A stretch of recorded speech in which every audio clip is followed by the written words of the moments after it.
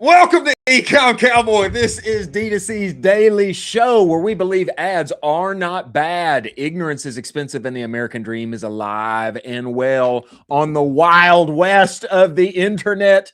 Today, it is Wednesday, May 6th. 2026 in the year of our Lord. We're coming to you live and in living color from what I would say is a surprisingly cold, beautiful landscape in the Austin, Texas hills. We're brought to you by Incense Seguno, Postscript Rocked, After Sell, and Axon by AppLovin. And we have got a jam-packed show for you today, ladies and gentlemen. ChatGPT has launched self-service ads for companies of all kinds and every kinds, as small or as big as you may be.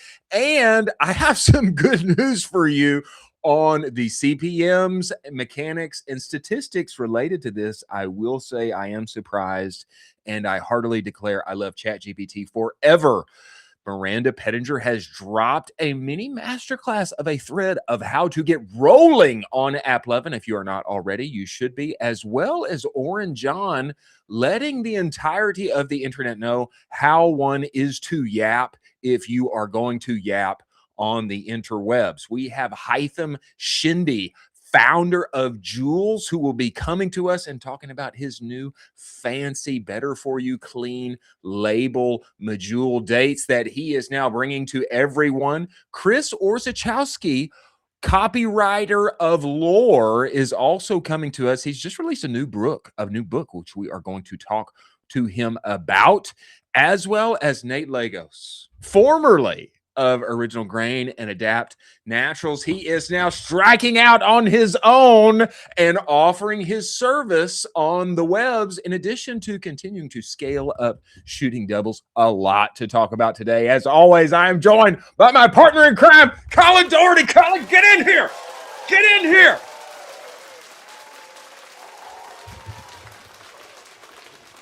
I'm changing it up. I'm changing my entrance up every time. It's kind of the vibe of the moment. You know what I mean?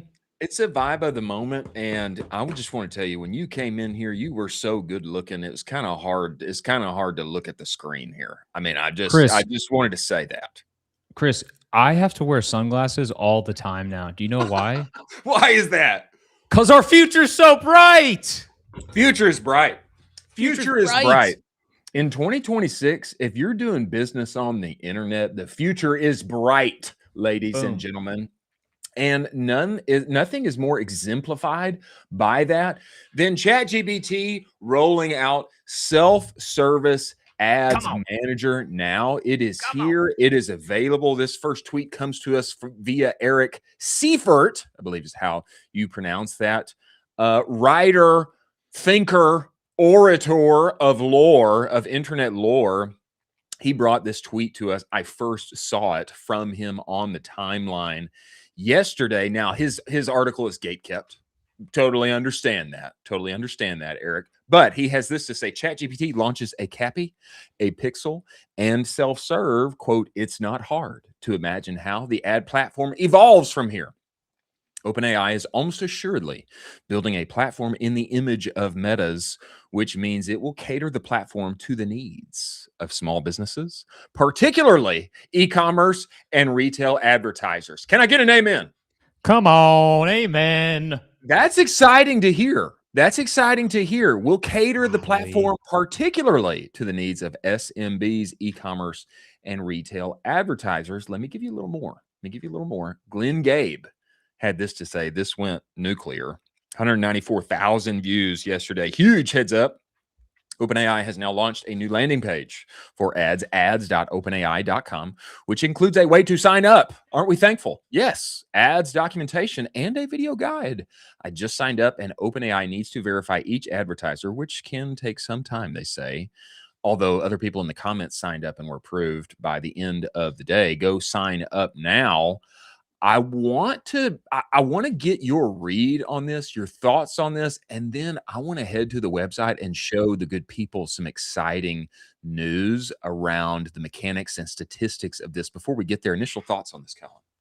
Incredible. You know I love new channels. You know I love kind of diversifying outside of the meta overlord. And this is exciting. This is going to be a real I would say a real first stab at kind of advertising inside of LLMs, see how this is going. I think they're going to start to kind of write the playbook for how to advertise correctly inside of LLMs. And then a lot of these LLMs will probably follow suit, steal some tactics from them, launch some new tactics, and then ChatGPT will steal some of those. And we will slowly start to have this, kind of, you know, template on how to advertise inside of LLMs. I'm really excited about this. I want to see what CPMs are. Is anyone reporting any data, any CPMs, and any CPAs? I would love to get some data and just some feedback on initial tests folks have put in there already. I'm glad you said that, sir, because there is some hints about these things exactly inside their documentation. Okay, let's go to the website, Jack. Bring up the website for us, ads.openai.com. First of all, clean, nice, simple. I'm not over. Do we both do that? Do we both hit simple at the same time?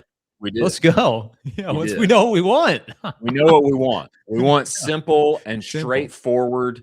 Help me get started. Okay. Yeah. Don't overwhelm me with a bunch of tabs and confusing numbers and words. Make it simple for me. Give me a button that says start now, like it says here. Okay, let's scroll down, Jack. Reach people in the moments that matter. Okay, I like the way that they've done this. Show up while people explore options, take action, go beyond keywords, richer context signals, be part of the future of AI native advertising. Quick, you like it. Create your campaign, ad group, ad. This is looking familiar if you've ever been inside of the Facebook Ads Manager. Okay, add your ad details. Give you a little example. Scroll down there, Jack, so the good people can see what this looks like. Yeah, keep scrolling. There we go. Okay, you can see what your ad is going to look like when it shows up inside of chat as you're adding your details in there. Okay, we like that. Launch and learn. Okay, look at this graphic for launch and learn. What you will see there is impressions, conversion, and clicks. Okay, I know when we first started talking about ChatGPT, there's no click data. We're not going to share any data with our advertisers, and it's going to cost you $1 million, and it's going to be a $60 CPM. And then we're like, wah wah. Okay, launch and learn. You can see clicks and conversions here. Okay, all right, keep scrolling. I want to click on ads in ChatGPT, the basics. Ads in ChatGPT, the basics. Okay, and in this documentation, we are going to get great numbers on what this actually costs. You go to the next article link I've sent you, Jack. Ads in ChatGPT, the basics. It's not this one. I don't believe it is this one that you're looking at right now, but I will read it. There we go. There we go. There it is. Okay, let's scroll down and read this. Okay. Some basic things, richer conversational text context. Who may see your ads today? We show ads to free and go users in the United States, Canada, Australia, and New Zealand. Ad format. Okay, scroll down. You see the ad format. Selection and delivery. Okay, scroll down here. Selection and delivery. Our ads system primarily selects ads based on how relevant they are to the context and intent of the conversation. I'm further down here now. I don't know what's happening with that, but I'm going to keep reading it to you. Pricing. ChatGPT ads supports cost per 1,000 impressions and cost per click buying options, allowing advertisers to optimize campaigns based on their goals. Advertisers can choose a reach objective to buy on a CPM basis or clicks objective to buy on a CPC basis. Advertisers can get custom max bids for their cost per click campaigns. We recommend starting a max bid of $3 to $5 USD per click. Max $3 to $5 USD per click. Okay. For CPM campaigns, the default max bid is $60. Default max bid is $60. Okay. So here is what is good news when I read this. That means there are options that are lower than that. Yeah. There are options that are lower. This is default max bid for clicks and for impressions. Okay, now small businesses, e-commerce, retailers, etc., can sign up and get in here. This piece on max bid for CPMs and cost per clicks, this gives me hope. This gives me hope that actually there is a more affordable buy AI native, rich context advertising, there's a more affordable buy underneath that. Am I crazy here, Colin, or you think there's something there? Yeah, I'm noodling on this a little bit. I'm not sure why extremely high AOV brands then wouldn't take the $60 max bid because they know that they're capped at $60. And so you basically there could be like a little Arby's moment here Yeah. for the time being as they kind of bake this out and do a $60 CPM max bid. There's an interesting thing kind of playing out here. Yeah. Or, let's just say that you're reading your data from some other platform, like, hey, things cost us about X amount of dollars per click over here. Let's just translate that right over. We know that it performs, that it's profitable for us, et cetera. It's going to make our numbers work based on our LTV. Let's copy and paste and let's see what we get here over this first initial test. I don't have to sign up for a year. I don't have to commit to spending a gazillion dollars in order to get in here. Let me get inside of this self-serve ads manager and let's bring over appropriate data that we know makes our numbers work. $3.50 per click going to work for me. All right, hey, let's add it in and let's see how chat performs for me. This is exciting for me. Yeah, it's also really interesting because the intent is there. Like the intent is very, very much there. Because if you are having a full conversation with one of these LLMs, you are looking for a solution for a problem. And so there is high intent. You always want really high intent, lower funnel buyer. And so, if you can kind of serve that up right on a platter as these people want, hey, I want XYZ for this thing. It's like, hey, here you go. Here's a solution right here. I'd be curious how they surface the result as an ad. I'd love to see some of the actual images on how ads are presented as far as related to rest of searches. You want to see it in context, I want inside to see it of in the chat context. window. Yeah, I want to see what it feels like. We've got a little, they give us a little tease. If you scroll Little up tease. a little bit, Jack, we get a little tease, at least what about what it looks like in the window. But usually what I have seen is that this is underneath your answer. And there's like some hyphens, and then right under that, you're going to get this sponsored. Also, look at this, buddy. You might really like this. It might be winsome for you. Come by me. I think that's what I have seen. But I agree. I'd like to see some more examples of this in the wild. I guess I just need to get on my chat free version and click around and talk to it a little more and see if we can get some ads in there.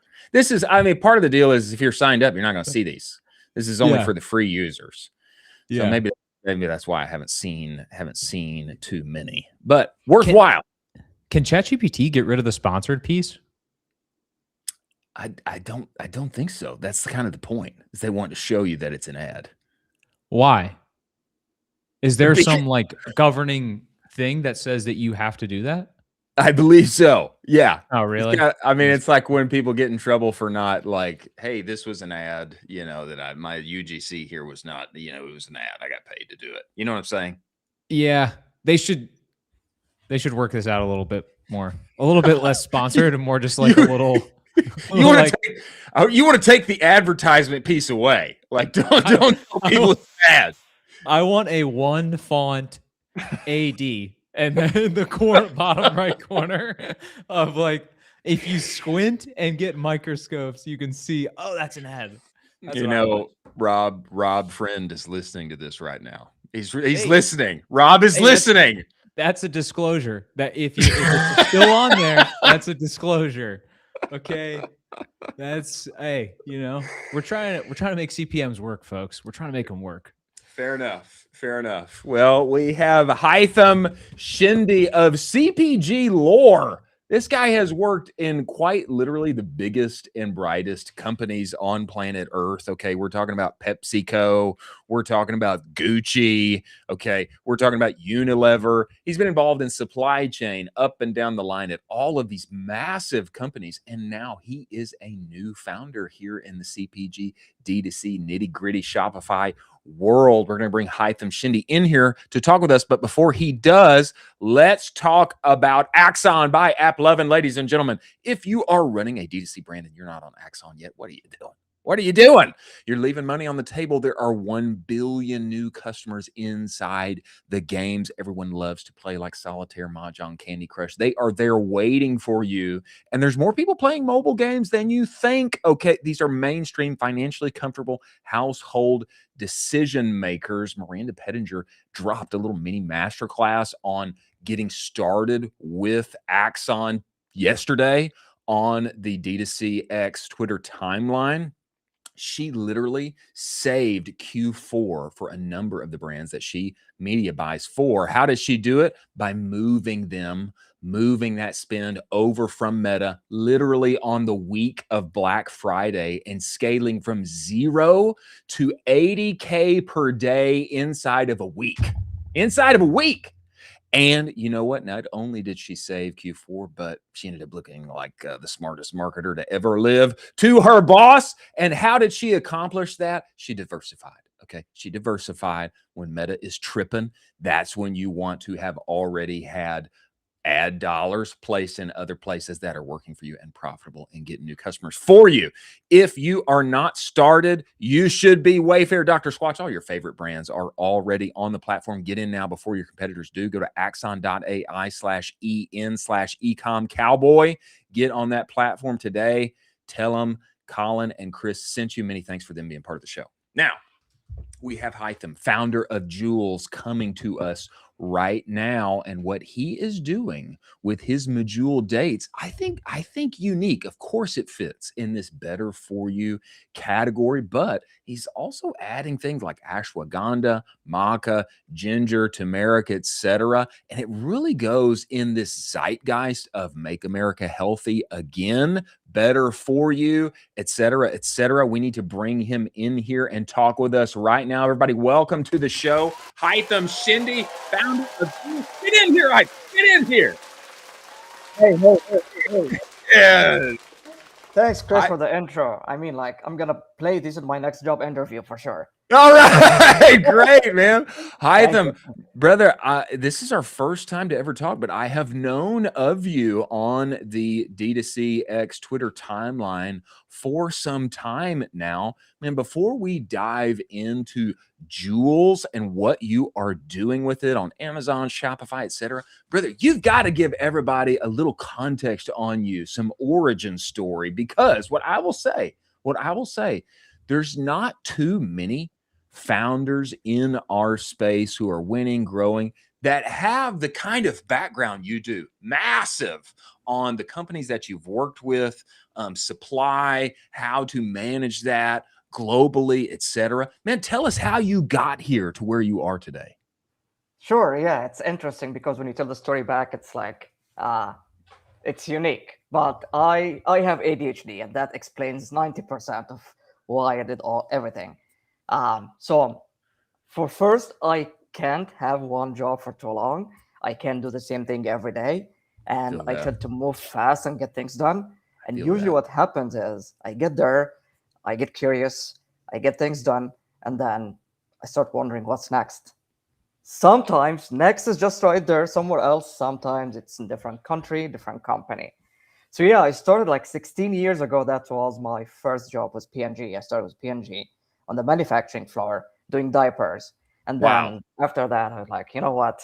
I'm going to get like broader and more. So I joined PepsiCo as an R&D product developer. So I was doing all like new flavors, new products. I moved to Dubai, which was a new experience for me. And then after that, I came to the US in 2017, joining Unilever as a project manager during COVID.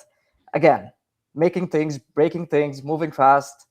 And then after that, I got an opportunity from Gucci, which was like the perfect opportunity for my ADHD brain. That's crazy. You have a CPG experience, but what if you can try something completely new and different? Yeah. Went there, did things. They offered me to go to Milano, which I said, you know, guys, sorry, I just came here. I'm going to stay here for some time. I have a family. So I went back to CPG, which I love CPG. Like I've been in CPG for 16 years. I can't get away from CPG. I came back to CPG, worked with some startups like Amica, and then joined where I am right now. It's a Johnson & Johnson consumer goods. So I'm leading a $2 billion portfolio Um, and I was lucky enough that my managers, like, they know how I work, and they just give me the freedom and the fun and Really? the autonomy. So I never called it a job. I know we get a lot of hate in our community, like the CPG community from the corporate world.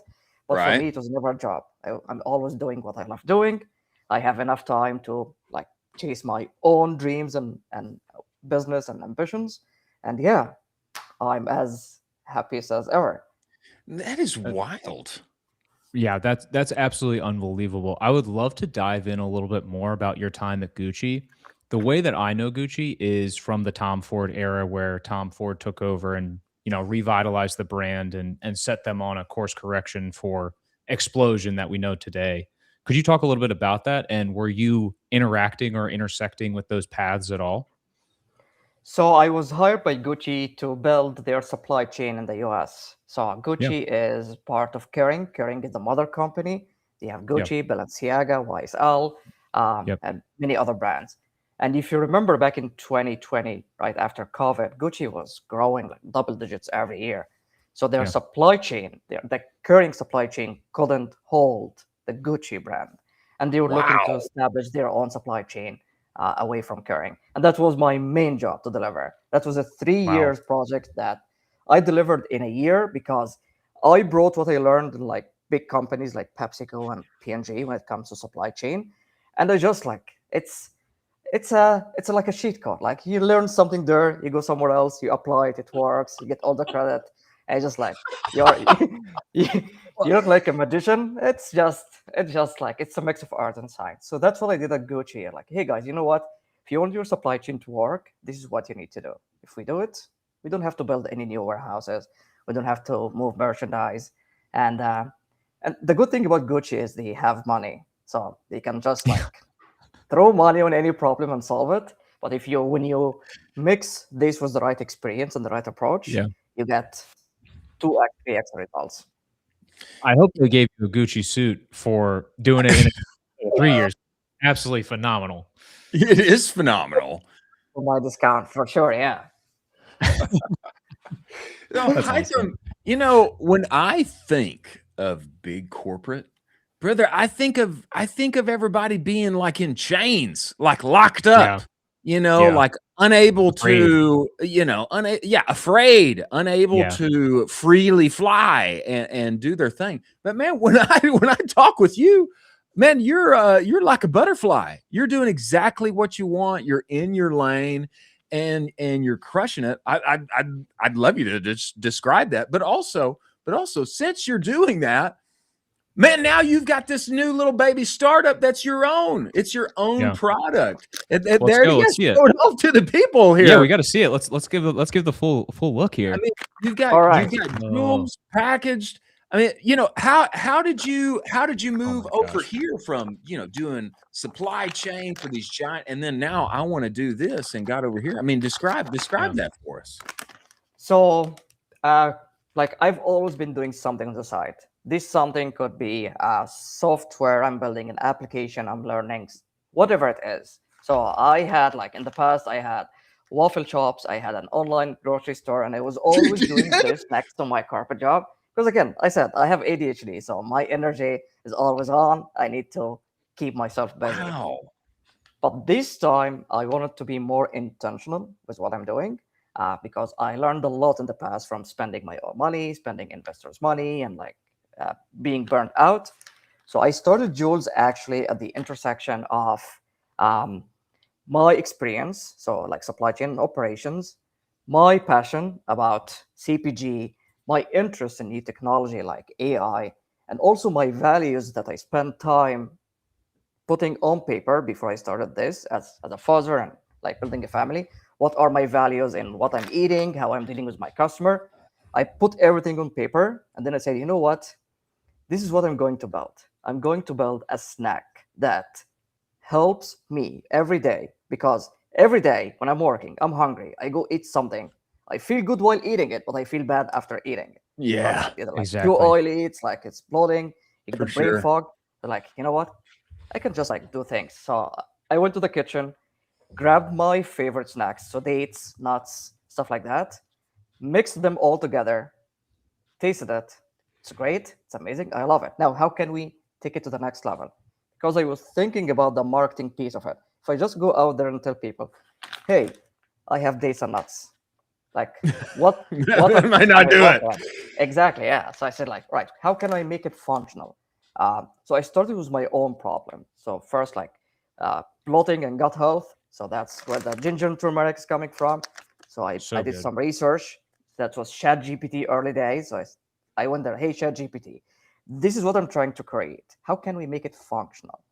And then start like suggesting like ingredients. What about this? What about that? Ashwagandha for my focus.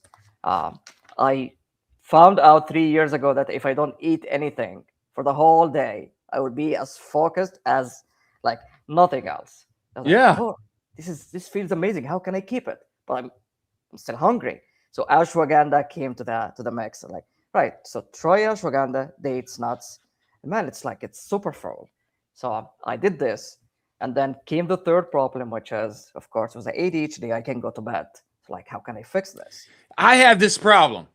I mean, I was up till 2 last night. This is like the third night in a row. I've been up till 2. I don't know what happens. So I made the lavender and chamomile jewels for you and for everyone. So I was like, all right, so now I can fix the breakfast problem. I can fix the midday problem with ashwagandha. I can fix the evening problem with lavender and chamomile. Let's take this to the market. But here comes the most important part. I'm not spending my kids' money. So I need to make sure that whatever I'm doing in the business is financially sound and the unit economics work from day one. Because yes, Yeah. I watch a lot of podcasts. I hear a lot of founders talking, and I can't afford to spend all my money waiting for the LTV to come or waiting for the CAC to stabilize. So I need to do this right the first time. So I started like small and control small, because when everything is working, you tend to take more risk, which is fine. So what I did actually was I got my packaging designed on Fiverr. So this packaging cost me $150. All right, baby. For 3 flavors. Let's go. 3 flavors. That's awesome. I did everything myself, the panels and everything from my experience as an R&D Wow. manager. I did Shopify, all the setup I did myself. So that cost me time, which I had. So I'm like, okay, I have money. I can stay up late. I'm gonna do it. I sourced my first pouches from Vistaprint. So I paid like $500 for some pouches. Yes, the unit economics didn't work out, but I like losing $500 is way better Not than bad. losing like $5,000 on a full That's batch. right. And then came the production part, the operations. So I was lucky enough to find a co-manufacturer here in Jersey that Awesome. they actually have a machine that can make these date balls. And Really? I went there. I was like, guys, that's great, but the cost doesn't make sense. So those are the dates. There we go, baby. The cost doesn't make sense because right now I have like all the ingredients there, and you are spending. I can't remember what was but it didn't work. So I offered them, told them, hey, I have some experience in manufacturing. How about I come to your operation floor? I can add some efficiency to your operation and to mine as well, and then we can bring this down. Did you really offer that to them? Wow. Did they take it? They did, yes, they did, and it was a win-win. And now we are doing like way more than we expected to do. We are doing like some consulting together. We are bringing new people on board. Go ahead, Cal. That's unbelievable. I crazy. mean, it is an incredible story where you are basically just, it seems like every little kind of, there's a blockade in front of you and you kind of just chip around it. And then you go through and then you're just like, well, there's too much volume here. Okay, I'm going to chip around it. And then you look for another avenue to try to make this manufacturing angle work, which I would say, I mean, Chris, you can correct me on this. I would say 95% of e-commerce owners would not think about that. No, like nothing about. Nothing about. And they would always not on the think about. manufacturing floor. Always, every run. That's Trying incredible. to find the 1% here, the 1% there, and yeah, and then comes the marketing part and the channel. And we started on Shopify using meta ads, of course, which I spent a lot of meta ads. And then we launched on Amazon back in September. And since September, now that's like 9 months, we tripled our Shopify revenue on Amazon. Seriously? just because, and we got all the badges. We got the Amazon Choice badge. We got all the fancy badges. And I was Yeah. like, you know what? Wow. I'm gonna run this as an experiment, because that's the other approach. Like everything I do in my life, I do it as an A/B test or an experiment. Like you tell I me love that. something, I'm gonna go validate it and like validate it for my own sake and see if it works. So I did this with Amazon, and then I found out like Amazon's doing way better than Shopify. So let's just move from here to like move most of my time, investment, inventory to Amazon. And so far, it's been rewarding. We are ramping up our Shopify store once again with the help of some friends and like creating content and creating ads. And now with the ChatGPT news, you just triggered my ADHD brain. I'm not gonna sit like because now I have a new shining object to chase. New shiny true. object, to test out there, Heitham. Yeah, we're I gonna mean, go where the money is. tell me this. What would you consider your competitors to be, Heitham? Because when I think of what you have done, I feel like it kind of stands on its own. You know, Yeah. it's dates, but there's nuts involved, and you've got this kind of like functional form factor tied to it, you know, with the different ingredients you're using. I mean, this feels it feels unique to me, but I'm sure there are some other people that you're kind of naturally competing against on Amazon, et cetera. Is that the case? Correct. So the funny part is I was approaching this from first principle. So I didn't do any market research before starting. I was like, hey, I have an idea, I'm gonna test it. And then the more I test and the more I get exposure, the more competitors I find. All Actually, right. we just got our first season desist, which is like great news because now we are Wow. we are out there. People are seeing us. So we got our first season desist, and we're gonna change our brand name. So I spent like almost a year and a half now building Jules, but now we need to change to a new brand name, which for me it's a fun project. It's a chance to go to the next level. But yeah, along the way, I found some competitors. So there are some brands making the same form factor, which is like date balls, mixed date balls. Some of them are almost same flavors, but none of them is functional. And this I is a see. key Yeah. piece. This is a key piece because I was hesitant at first. Like, should I make something that's functional or tasty or delicious, whatever it is? And then the data gives me the confidence to say, like, hey, we are a functional brand. We will stay the functional brand. Form factor can change, but the functionality is what's driving this. And I it like comes back from our customers. I call our customers, like I call them on the phone, have like 5-10 minutes conversation, asking them like, hey, why did you buy Jules? Why are you buying it again? Like what I hear from people, it validates the thesis I have. People buy Jules because it's functional, it makes them feel better. like They it. crave it first, they like the taste and the texture, and then after that they feel so good. It's wild too because we had Van Man on the show, Chris. I don't know Yeah. if you remember that. Yeah. And he was talking about, you know, one of the categories where if he had extra time, he's fully strapped, he's running a million things. He said, you know, there's this category of better for you dates that could easily be an 8-figure brand and just nobody's tackling it the right way. It's so interesting that you're going after this because I think it's going to be such a home run because I think this functional piece is the cherry on top of everything. Could you talk to us a little bit about what you're thinking about for the rebrand and how you're going to be approaching that from maybe even a designs or a naming Yeah. convention? Yeah. Sure. So we are rebranding at the same time we are adding between 4 and 5 more flavors. Because Oh, why not? We have been testing like 10 or 12 flavors so far, and we have let's leading go. 4 or 5. Yes, so we are, and the main reason we are launching more flavors is because when you are online, especially on Amazon, there is no limit, there is no shelf space, so there is no Yeah. limit what you can offer. Yeah. And people love them. And we are designing the new brand with retail in mind. So now that we are starting to talk to some retailers, some local and regional retail stores, I was like, you know what? Let's do it right this time. Let's spend as much time as we need on the rebrand. Make sure that we have the right flavor lineup. And the flavor piece, actually, I got it from lots of people and customers that, hey, I can give you some sneak peeks. We're gonna do peanut butter and chocolate. So this was like the most So requested good. flavor ever. It's So like you good. have to Really? do peanut butter and chocolate.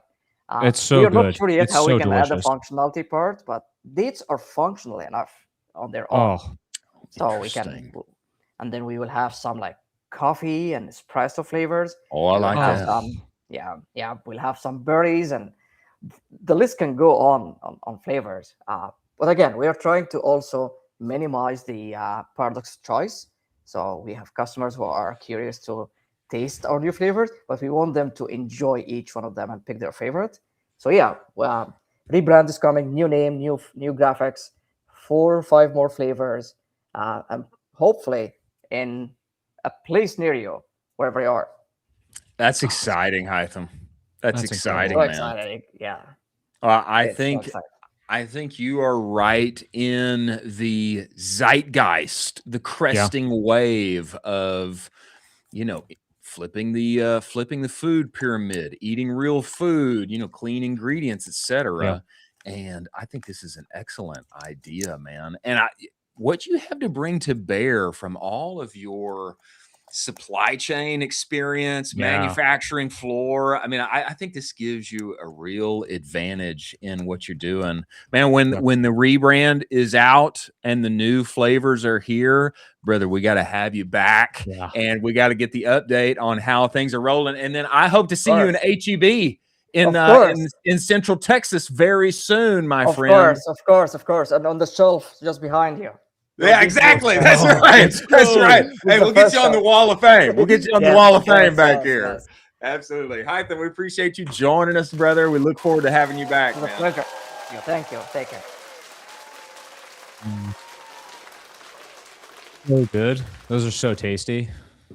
It just seems these guys who have legit experience in what I think a lot of us would naturally consider the more boring aspects of business, supply chain management, spreadsheets, numbers, data. It seems like there is a natural advantage against some of our more creative The Chad scalers. It just seems like there's a natural advantage there.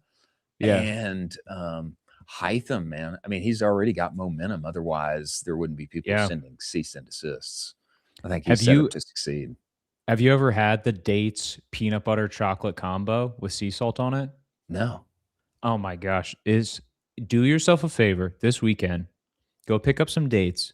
Go get some peanut butter. Go get some dark chocolate. Drizzle all that together and then sprinkle a little sea salt on top.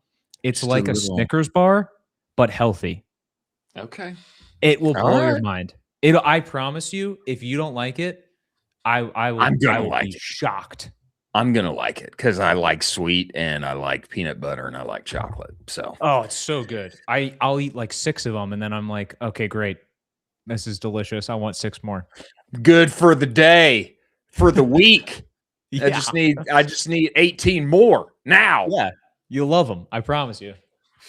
Well, we have Chris Orzechowski coming inside of this show, a goated copywriter, email marketer. He has recently released a book called The Moat that I think everybody needs to pay attention to. Now, before he comes, we need an important word from one of our sponsors, Rocked After Sell. Ladies and gentlemen, most D2C brands are obsessed with getting new customers, as they should be. But the real lever is just making more profit from the orders you already are getting every day. Let's say you're doing $5,000 per month. What if you could add $3 to $4 of profit to each one of those without ever touching your ads, without affecting your LTV, etc.? You're just getting more profit right there at the point of purchase. That is what brands like Olakai, Cozy Earth, Groove Life are already doing with Rocked After Sale. Post-purchase upsells, downsells, cart through the thank you page, and then stacking an extra 30 to 50 cents just for showing premium offers from brands like Disney Plus, HelloFresh, Venmo. High margin, straight to your bottom line. No hit to conversion, no impact on LTV, and you can be live within minutes. This is a no-brainer. If you're already getting orders, get more out of them. Go to aftersell.com/offers. Start monetizing more what you have already built. Many thanks for Rocked After Sale being part of the show. Now, we recently had Nabil Aziz on the show. Yeah. And one of the things that he left us with is, why has Chris Orzy not been on here? He should be on here. He should be on here. If there are any copywriters, goated email marketers that have not been on this show as of yet, it is Chris Orzy. We had to fix that. And I will say, when Nabil said it, we actually already had him scheduled, which was kind of serendipitous. But we need to bring the man himself inside of the show. Everyone, welcome Chris Orzechowski of Orzy Media. Chris, get in here. Get in here, Chris. There he is. What's going on, guys? How you doing? Welcome to the show, brother. We appreciate you making the time and joining us. Yeah, thanks so much for having me. Super pumped to be here. Well, man, we are glad to have you here. You know, before I really want you to talk about this book, Chris, because I have been seeing it going around. The moat. I've been seeing it going around. You got there it is. Kaboom. I got one. I bought one. I've been seeing this thing going around, but before you get here, man, you've got to give us some of your origin story and lore, brother. I have heard that you were a part of like what is like top 20 Kickstarter that has like ever existed or something on Kickstarter. I mean, give people some understanding for how you got to where you are, you know, copywriting, running Orzy Media, etc. Man, give us some origin story on you, Chris. Yeah, so I used to be a public school special ed teacher, and I would bounce at like DJs in Belmar. Have you guys ever been there? Seriously? In the summer, yeah. And so I wrestled. I wanted to be like a wrestling coach. I didn't like want to do anything, you know? So like in college, everyone's like, oh, what are you going to be after college? I was like, I don't want to do anything. And that was entrepreneurship, where it's like, you could actually, like, the goal is to do nothing. The goal is to build a business that other people operate that, you know, that pays you well, and you do less and less. So kind of tumbled down the rabbit hole, discovered copywriting. And then when I was a school teacher, actually that the Filippo Loretti Kickstarter campaign that you referred to, there was, at that time, it was the 18th biggest. We did like 5.2 million in 30 days. And then we did like another seven figures. Yeah, we did like another 7 figures in upsells on that campaign. So I don't remember the exact figure, but it was a lot. It was pretty cool. Because I was still teaching at that time, and like I was like going to school. And like, you know, I did that nights and weekends, and, you know, little did my coworkers know, I just pulled off this like massive win. And then we did another campaign the following year. We launched a new collection that was like 4.4 million.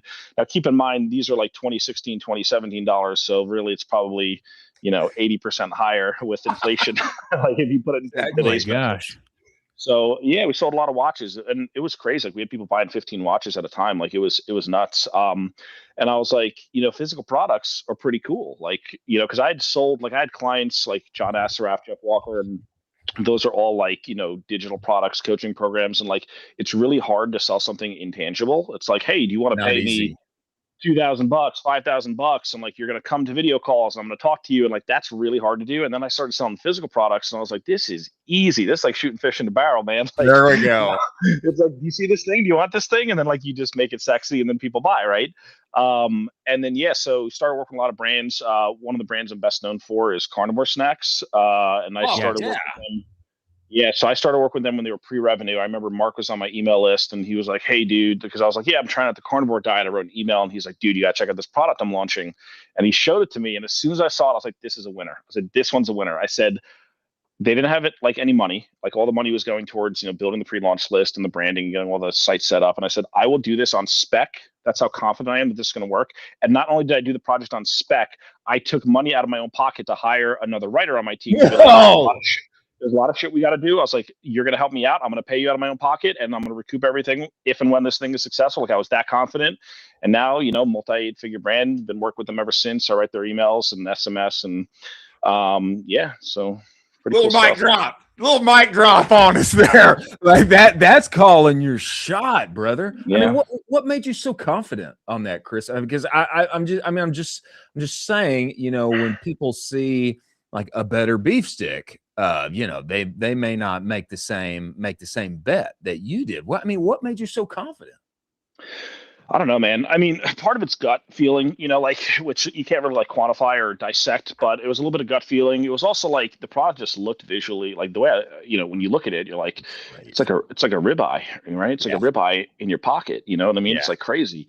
And then I tried it, and once I tried it, I was like, okay, this is like legit. Like, no one's gonna be able to not eat this. Like, no one's gonna not enjoy this product when they get it. So, and also like carnivore. If you look at like market trends, like carnivore and paleo, where like paleo was popular, carnivore was like just starting to kind of get popular, and I was like, okay, there's like a tsunami coming. And so I think we hit it at the right time, and it's definitely a premium product. It's more, but like you eat those things, and like you're full for hours. You know what I mean? So like there's so many benefits. I was like, there's no way this is not going to do well, and it's done well. And that's it's been there. Mark's like the best. I mean, I tell Mark all the time, like I wish I could clone you 1,000 times. Like my life would be very easy if that was the case. Client. That's hilarious, man. Wow. You talk a little bit about that process of coming up with the brand voice for something like a carnivore snacks. I mean, it's so synonymous with the brand now, where and you receive one of those emails, you're like, this is a carnivore snacks email. Like, it's so obvious, the one of one. Can you talk about that process? Yeah, well, like most products are boring, you know what I mean? Like, especially nowadays, everyone's just like, hey, I'm just going to rip an email on ChatGPT and like, whatever, you can make money doing that. That's fine. Like, no shame in your game if that's what you like to do. But like the way I always view physical products is that like someone else is going to eventually undercut you. Someone else can make something similar. You know what I mean? Like, it's very difficult. So like, what do you have? You have brand, right? Like that's what you have to build. And that's like kind of one of the concepts I was talking about in the mode. It's like all of that mystique and the energy and the voice and the feeling that you get, like that has to kind of be layered in. So like with this product, we wanted to be different. We wanted to be unique. I mean, I remember, was it with Macho Man, like the Slim Jim ads back in the day? Like, it was very, like in your face, right? It was very like a little bit like masculine, right? It was like definitely different than like a lot of other types of products that are more like soft or neutral or whatever. So I was like, it's got to stand out. It's got to be funny. And I got to give credit to Mark, because like Mark will literally just let me write whatever I want. And like, I could probably count on one hand in 6 years how many times he's had to like walk me back. And he's like, okay, this is like a little over the line. Like, all right. But like, there's some stuff I write, I'm like, wow, he's gonna let me run that, and like he does, and our people love it, because it's not like everyone wants to just play things so safe. They're like, ooh, well, we might offend like one person out of 10 million, or we might say something that is, like people won't get the sense of humor. Like, we'll use movie references, like we'll do, all these different kind of things that kind of tap into a bit of the cultural zeitgeist. Like I'm like always on Twitter, I'm like having an addiction, I have a problem. So like I'm always like, what's in the meme sphere? Like, what's going on? What movies are people talking about? Like, what things are popular? We try to like layer some of that in. But yeah, it's like, number one, we just try to make it fun. We try to make it funny. We try to make it unique. And like, it's very hard for people to copy that. Like, not a lot of like your run-of-the-mill email agency is not going to be able to come in and copy the voice. You know what I mean? Like, it's not. Also, because like I've been writing it for 6 years, so it's like I kind of have, again, it's a rare situation, but like I've been able to kind of craft it the way that I want it ever since. And Mark and the whole team, they've been great, and be like, yeah, like go crazy, have fun, like do stuff that's out of the box. Like, yes, you could write about the product all the time, but like you could write emails about the product, or you could write emails about the brand, about the feeling, about who you are, right? It's like, what's the 1 sentence persuasion course? It's like, if people do anything for someone who, throws rocks at common enemies, allays their fears, encourages their dreams, and I forget the other two, but whatever those 5 are, like we try to like lace those things into the emails to make it bigger than the product. Whatever slid that in there. that just that was. In there at the end. Well, that's not mine. That's Blair Warren, I think, is the guy's name. It's a great book. But yeah, like I think I would read that book. That one.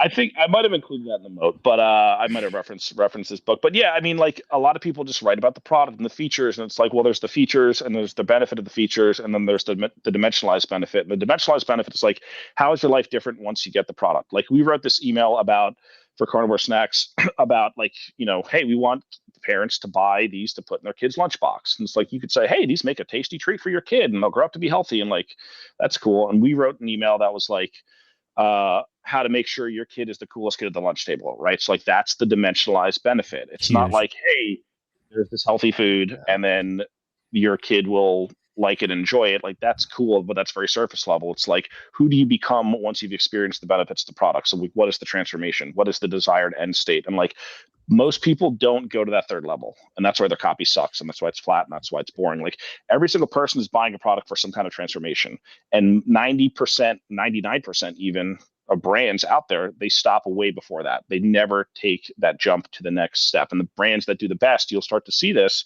It's kind of like you'll start to see the code through the matrix. The brands that do really well, they sell the transformation.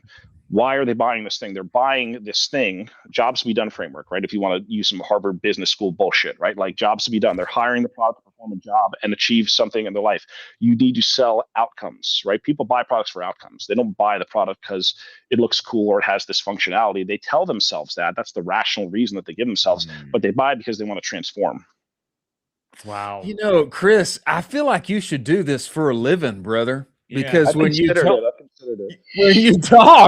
talk, you've got write a book about it. You've got frameworks on the inside. There's probably like a book you can put together. There might be one. Yeah. Tell me this, Chris. I would say when it comes to email marketing, especially, and that you've laid out some incredible frameworks there that I heartily believe in. At the end of the day, you really have to sell transformation, the end state, the dream, wherever people are wanting to go. And you're the guide along the way. You're helping them get there, et cetera. But what I will say is that a lot of times when it comes to hands-on keyboard, I think, people default to that kind of what I would describe as boring millennial malaise, like, let's not offend anybody. Let me just get the job done, get something. And it just kind of melds into the sea of sameness. And what's helpful about copywriting is when you can stand out, grab someone's attention, bring them into the brand where you want to get them, et cetera. But a lot of times what I feel like is that I'm really just giving them me. At the end of the day, I mean, it's going to be me in some kind of form. I'll try to make me different, but at the end of the day, I'm just going to give them me. Is basically what's going to end up happening. I've heard that you have this thought about method acting when it comes to email, copy, brands, etc. That can help the person writing that copy kind of transform and get into character, so to speak. Is that true? If it is, I'd love to hear you talk about it, because I've never heard about this before. I think like a lot of copywriters have asked me this question. I'm like, how do you like market research? And I'm like, you go buy the product. That's what you do. Because when you go and buy the product, you're kind of like acting like a Daniel Day-Lewis method actor. Like he goes out in the woods and chops wood for 6 months to get into his mental property, and that's fine. Right, to act like Abe Lincoln or whatever, right? Or he goes down to Texas and looks at oil rigs before he films There Will Be Blood, right? And that's cool, and that absolutely works for that. But like, how do you do that as a marketer? It's like, well, you got to buy your product. And I remember when I was working with Philippe already, like, I'm not a watch guy. Like, I don't wear watches. I mean, I don't know. People like him. That's cool. I just don't. Right?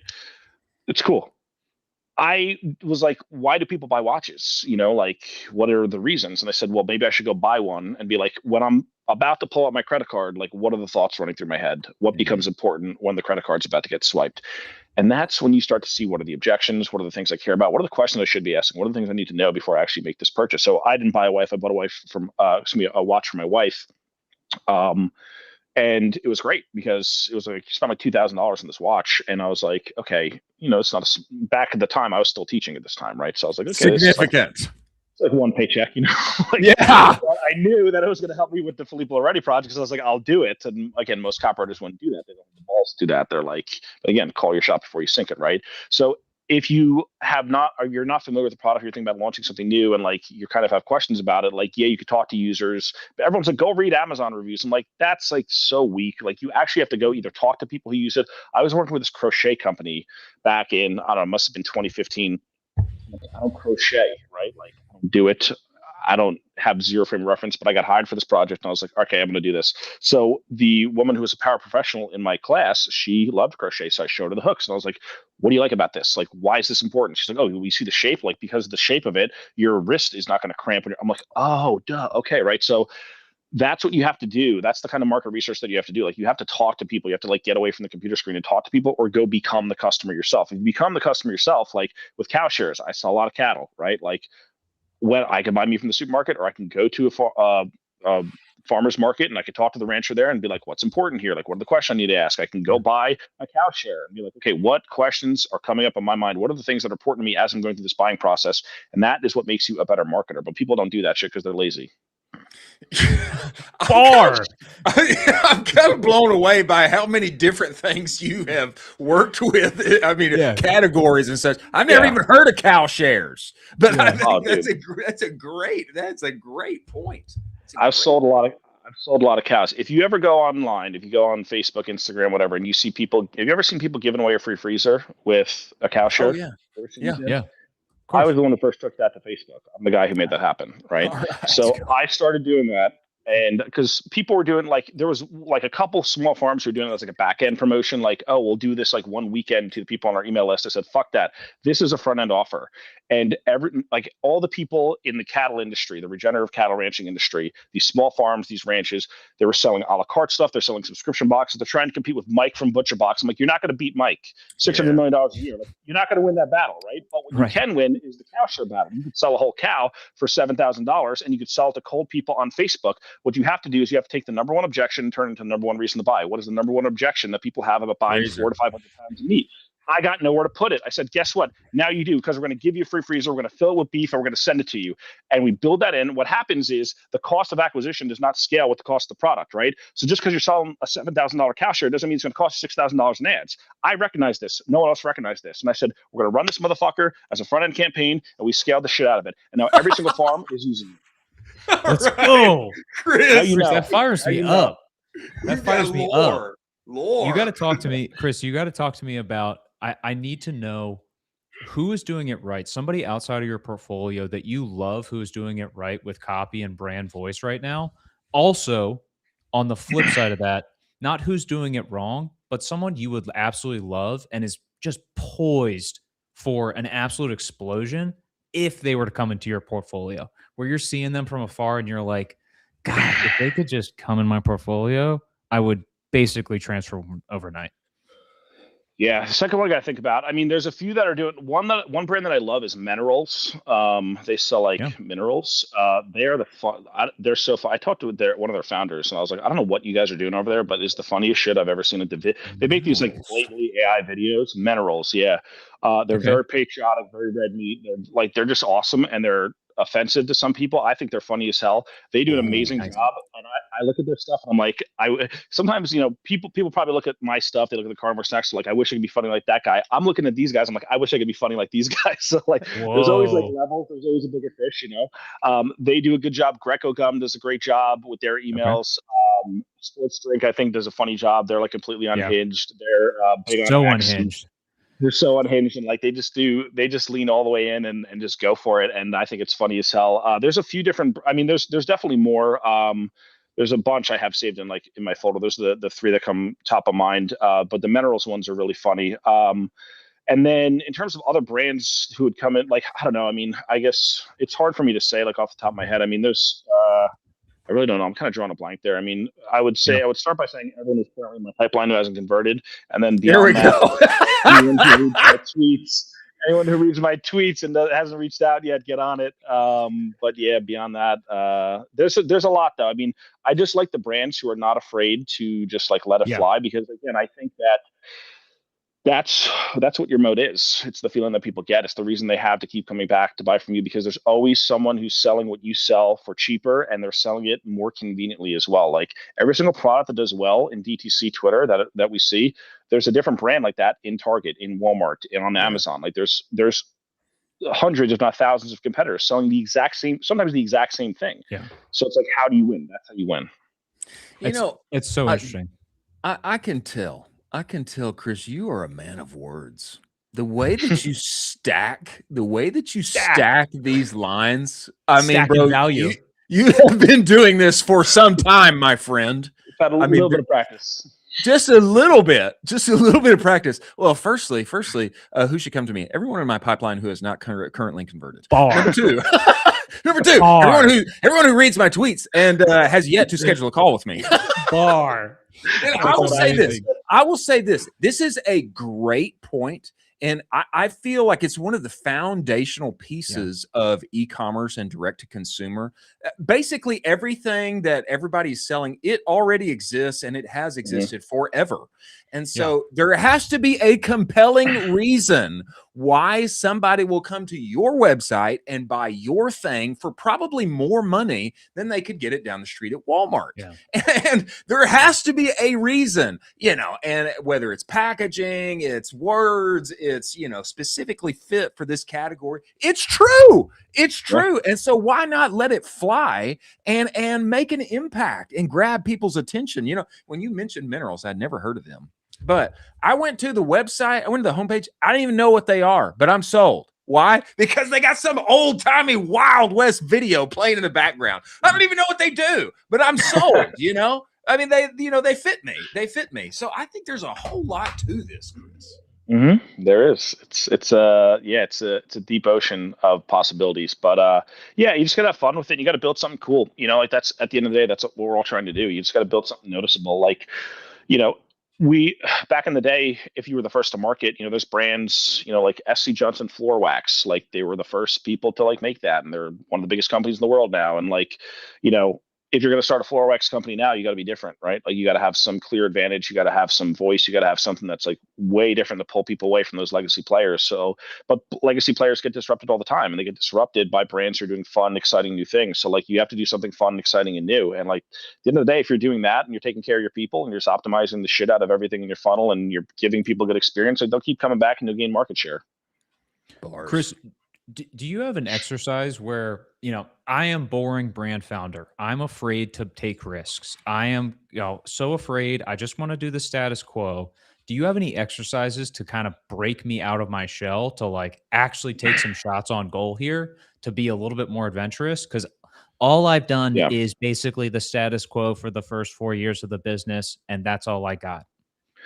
What you're going to do is you're going to look at like TV and movies and pick a character, or you can pick like a combination of like maybe 2 or even 3 characters and be like, all right, how would this person, like, what would they say? What would their voice be like? Right. Like, so you could be Walter White from Breaking Bad. You could be Don Draper from Mad Men. You could be, I don't know, what are other TV shows? You could be anyone. You could be Tony Soprano, right? Like you could be anyone. Like, how would that person, what would they say? How would they say? It doesn't mean you have to use like exact lines, but like, that's what I try to think about whenever I'm working with a brand. I'm like, okay, which character would this brand be like, right? And you think about like the history of advertising, like spokespeople or characters have been, cereal, like the whole cereal industry is built on characters, right? Like, so everyone kind of does this. The biggest brands already do this.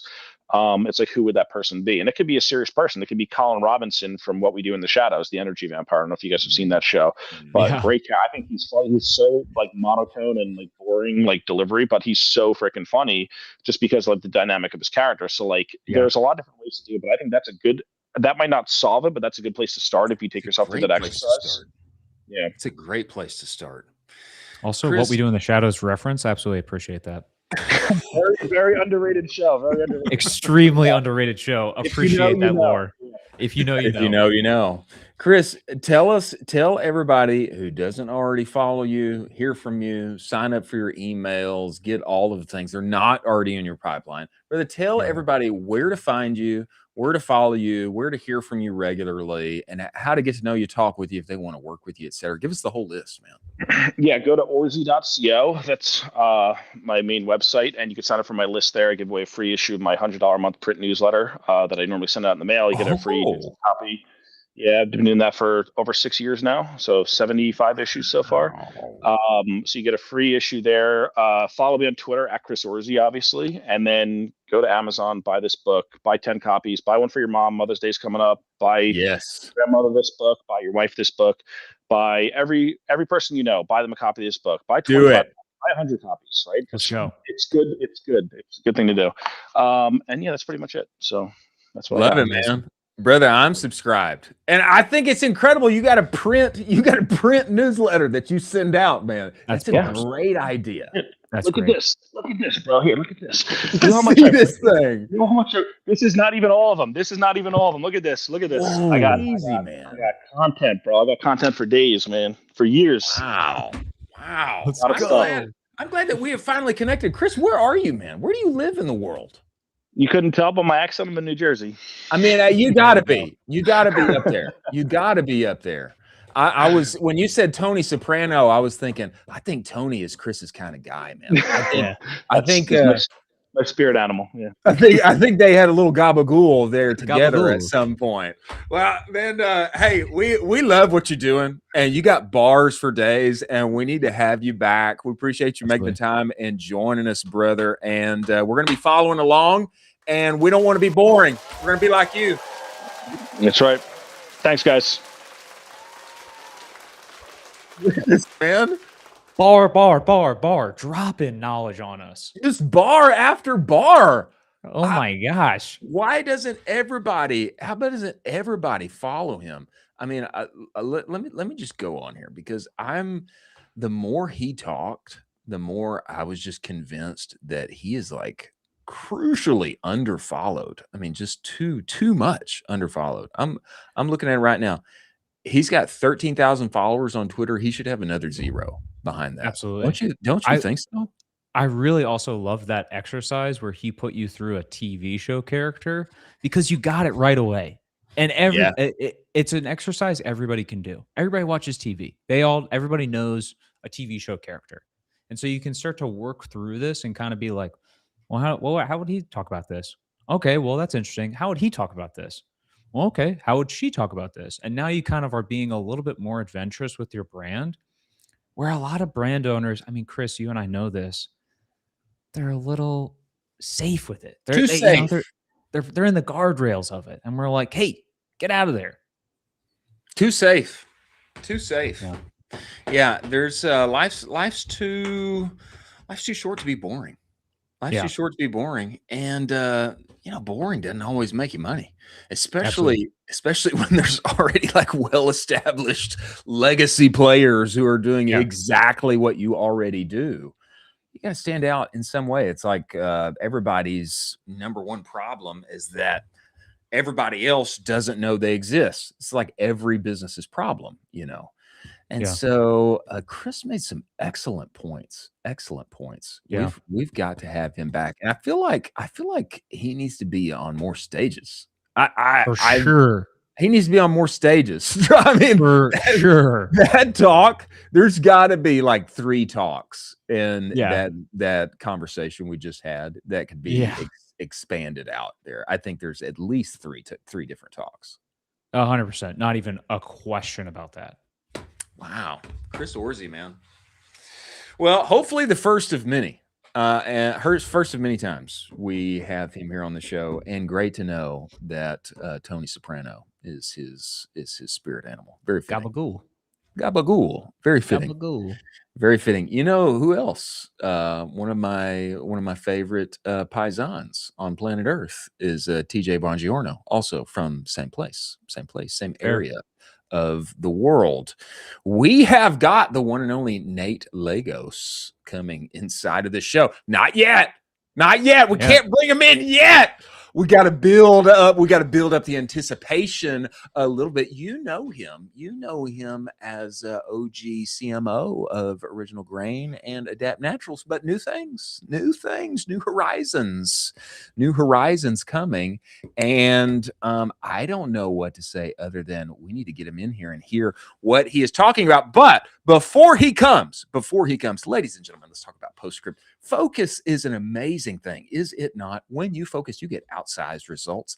That's what happens with Postscript, because all they do every day is SMS marketing. When people make the switch from whatever partner they're working with that does 6 or 7 different things at one time to Postscript, people see an average plus 22% increase in SMS revenue. Now, I have to confess, I did not see those results. I did not. I saw a whole lot more than that. We went from making very little money, like almost no money on SMS, to being a top 1% account on their entire platform inside of a year. How did we do that? I'll give you the secret. I just did what they said. And what they are saying is that right now, huge op you're missing out on when people text you back. Go to the Conversational Report, directtoconsumer.co/the Conversational Report. You're going to get all the info on the money you're leaving on the table by not enabling their AI shopper, which can have one-to-one conversations with all of your customers that actually text you back. Don't leave them on red. Don't send them an autoresponder to write into customer service. Go make lots of money with Postscript's AI shopper. Many thanks for them being part of the show. Now, we need Nate Legos in here. He is renowned in our corner of the internet for many things, copywriting especially, also whiskey. Somehow he has become like the man, the bourbon man. I mean, he's like the whiskey man, and he has launched a whiskey brand of his own, apparel line, soon to come, ready to drink. That's what we have heard. That is the rumor. But we need to get the career update from Sir Nate. We need to bring him inside the show and hear from him. Everybody, welcome Nate Legos inside the show. Get in here, Nate. Come on. Come on. Yeah, I'm too close to the camera. Let me back up. What's up, fellas? How are you guys doing? Even better now. We're doing even better. I feel shorter than you guys. I don't like that at all. I know. You just adjust the camera. There we go. That feels good. We're good. Hey, what's up, fellas? Good to see you, man. Some exciting things happening here on the timeline. I mean, can we get the update? Can we get the update from the horse's mouth? What's going on with Nate Legos? I am taking a little bit of a break from full-time employment, from CMO life, because there's two things going on in my life. Well, three that I'm super excited about. One, I need more time with the family for sure. That's like first and foremost. So just want to chill. Is there a child? The season of life right now. Yes, sir. There's a child. Come on, we gotta clap it up for our boy Nate. Daddy Nate. Let's go, Daddy Nate. Yeah. Come on. So there's that, and then I really want to get back to the work that first made me fall in love with marketing and Ecomm, and like what I've gotten really good at and what I've seen drive a ton of profitable revenue for the brands I've been the CMO of, and that's our approach to performance copywriting and creative strategy. So I'm looking for clients. This is a shameless plug for me here. Thank you guys for letting me come and do this, but it's been crazy impactful. I'm so excited to be able to help more of you. I love it, man. I love it. And was there another point there? There's another point. I mean, we got Daddy, Nate. Hey, great for Dad needs time. Dad needs time with baby. We've got copywriting and creative strategy, which you are renowned for. You are renowned for, sir. Thank you. And then point number 3, I feel like there's something else in there. I'm selling a lot of these hats these days. Come on! Like a whole bunch of these hats. I can't believe it. We launched a couple new ones last week that we are sold out of already. And yeah, that business is like 10x in like a very short amount of time.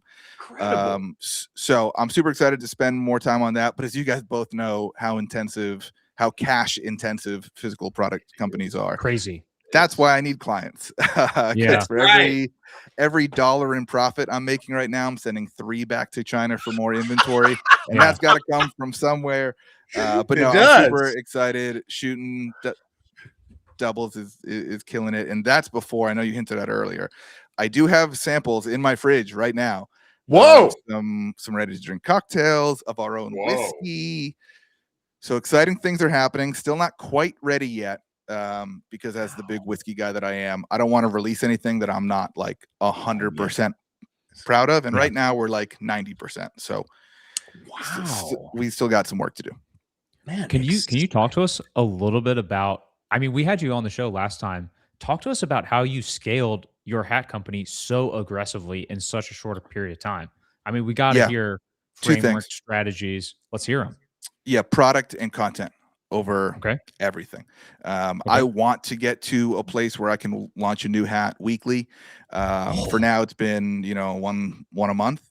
But I saw this at Original Grain too. Like every time we launched product, 2 things happened. One, we usually sold a lot of that one, but it got so many more people just back into the site, back into our funnel. Just kind of like restarted that consideration process for a lot of our customers. And some of our biggest launch days weren't because of the product we launched, but because we sold way more of like our typical top selling watches, just because we got an extra 20,000 people to the site that day because the SMS campaign crushed. So in every fashion apparel brand, I think like consistent and frequent launches are crazy important. And then the other thing I've been doing a ton over there is testing a whole bunch of copy and angles and organic social has become a big part of what we do. Had a couple videos get hundreds of thousands of views. Awesome. Directly correlate with revenue. So yeah, man, it's been a lot of fun, but product and content over everything. If you're doing less than, I think, like 10, 15 million a year, like that's all I would be thinking about for 40 hours a week. Well, man, it sounds like you got some of your own home cooking. You got some of those strategies and such that you've deployed for others. Now you're deploying for yourself, which you could say I'm getting high on my own supply a little bit, but hey, when you've got a good thing, that makes money. Lean into it, you know. For those SMS campaigns, what were you using for your SMS? Postscript, good. Let's go! Shout out to Postscript. What? Sponsor of the Good show. plug. Come on. They don't my podcast, so I don't want to give them too big of a shout out. Oh, I know you got to. You got to. You got to do it. Let's go. Let's go. Got to do it. You know, they've been great. I love that. I love that, Yeah. Nate. And I wholeheartedly agree with you. You know, some things in marketing are very complex, you know, psychology, many things happening in the unspoken, you know, to motivate and push people to purchase. Other things are dead simple. And when you can say new, hey, there's something new you hadn't seen before. Come back and look at us again. Remember, we exist. You're going to like this. When you can say that on a weekly basis, huge 100%. For P&L. Bring people back. Remember you, come back and buy again. This is totally underrated on the apparel 100%. Side of things. And I've seen the same thing on the hat side. That's incredible, man. Yeah. And like, as good as I like to think I am at copywriting, I don't think anything is beat like, hey, new drop, come check it out before it's gone. Like that. Yes. That bangs 10 out of 10 the time. Banger. Yeah. I use that. If I could use it every Friday, then I would.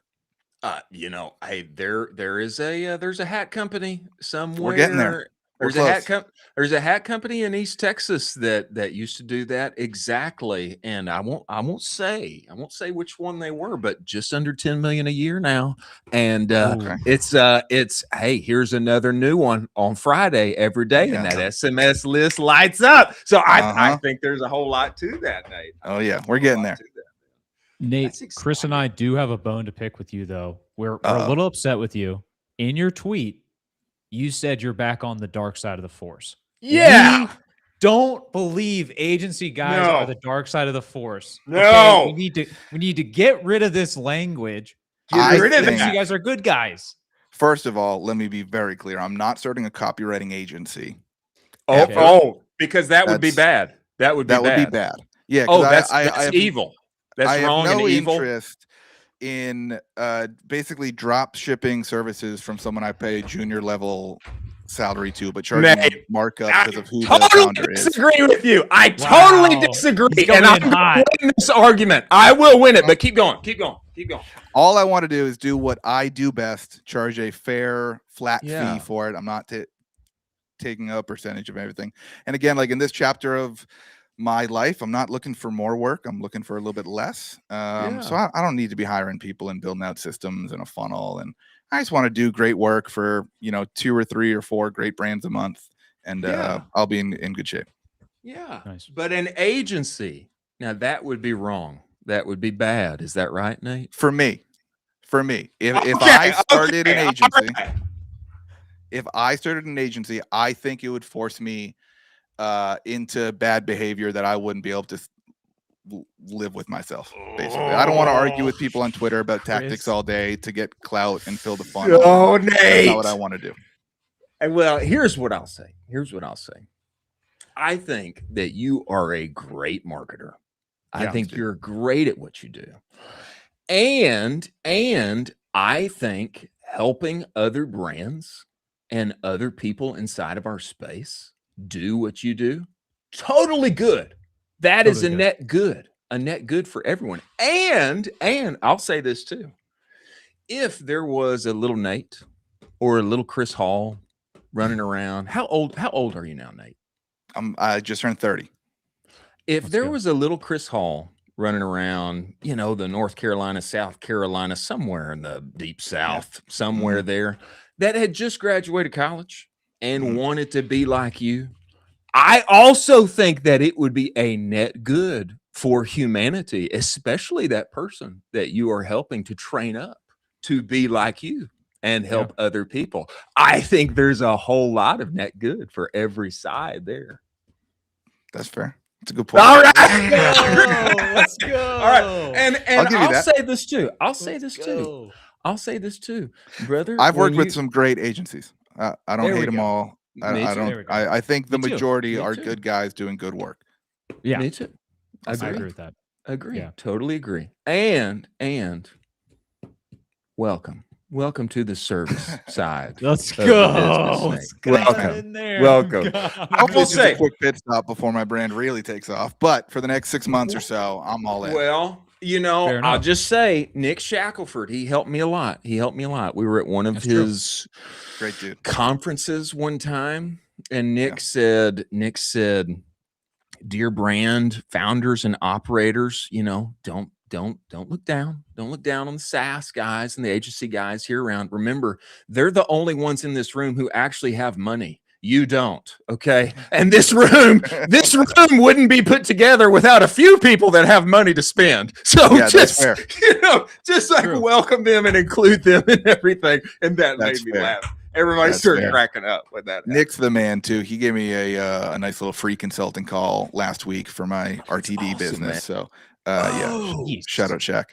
Oh, shout out Shaq. Yeah. Wow, what a crazy free consulting call for that. Cool. Really nice, right? That's like an unbelievable value right there. Yeah, it's huge. That's a crazy pull. Okay, so doors open. Yep.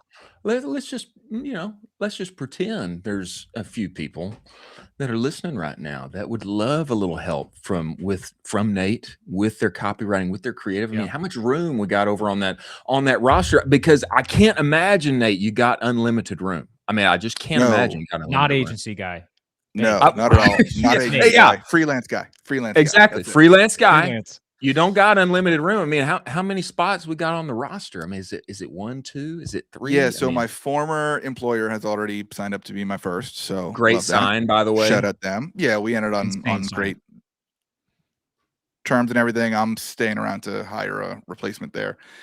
And then I think I'm capping my client roster at 4 for the summer. So okay. So it'll be one down of the next 3. Then hit my DMs, and if you want to learn more about what I want to do, I put out a podcast episode today that outlines everything that I want to do and how my process can help you increase performance on your site and in your ad account.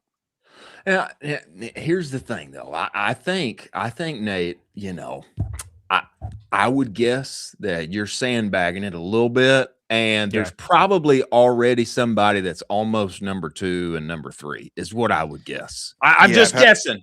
I've had some productive meetings in the last 24 hours. See, that's what I'm saying. One slot left. That's what I'm saying. Exactly. Yeah, but I don't want to be the agency guy who's like, there's only one spot left, Well, we can say it when we push this out, and then it's gonna be there's your last spot. Whoever comes from here. Nate. Sales is also helping people, Nate. It is. I know. It's just solving problems. That's all sales is. Just solving problems. And what I will say, I'm trying to help a few founders and marketers and CMOs right now because I'm trying to help unpeel this a little bit. Really, we got like 1 spot left, basically. And so anybody that's listening to this and wants to get in and secure those services for however limited these months may be, I think they need to call you and talk to you. Is that fair? Thanks, man. Appreciate it. My Twitter DMs are open. That is the best way to reach me. If you guys have my email address or number, I'm very bad at responding there, but Twitter DMs I'm locked in on. What about text message? Not Twitter DMs better than text message? I mean, I'm happy to give quicker. I'm happy to give your public information. I'm happy to give it on the internet right now. No, please don't put my phone number on the internet. Jack, we need to edit this bar down here. We need to put Nate's public information, his address, his phone number. Kidding. Perfect. Amazing. I use texts, for friends, you guys. I text you to come on the show. Thank you. But most people don't have my cell phone number, and I'd like to keep it that way. So that's fair. Twitter DMs at Nate Lagos is the place to find me. Here's what I'll say too. Oh, go ahead, Colin. Nate, I also have to say, there's some crazy lore with you and me about our earlier text. you were the first person to talk to me about Shopper. You basically said, really? Whoa. There's this unbelievable thing that PostScript's doing. You're right. It's It's called Shopper, and it's literally incredible. And I'm like, wait, what's going on? And you talked me through this, and I was like, oh my God, this is going to change everything. Dude, we were running through, we were like one of their first beta brands to launch it. And I was super skeptical of it. Cause I mean, this was 18 months ago, 24 months ago. And like even earlier in the days of AI, I was super skeptical of like, we're going to let the robots talk to our customers one-on-one. Like this feels it's a little scary. Reckless. Yeah, like this feels dicey. But they had like a brand voice or a brand, you know, central guideline thing where you could like input who we are, what we stand for, what the offers are, how we talk, what words we use, what we don't use. So we did all that. Test conversations went well. And I was actually traveling the day that we launched it. Spoiler alert, I was at the Jack Daniel's distillery in Lynchburg, Tennessee, obviously. I remember this. Yeah. And on a photo shoot all day, so like not checking the phone, not checking Shopify. And we finally sat down for dinner around 6. And I opened up Shopify and we were up like 35% from the day before. And I was like, and like we didn't have like a big campaign going out that day. We didn't do anything, like nothing that in my head like could have caused it. And then I dug into it, and Shopper had sold like 17 grand worth of watches that day. Seriously.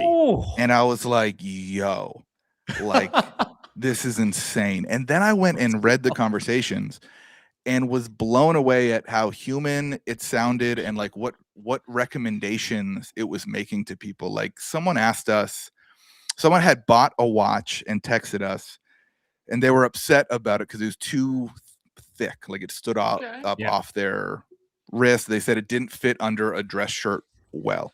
That's not a common problem that we had. So like there wasn't information about it on the site. Shopper on its own took this disgruntled customer, recommended the thinnest watch we had, gave them 20% off on it, and sold it to them.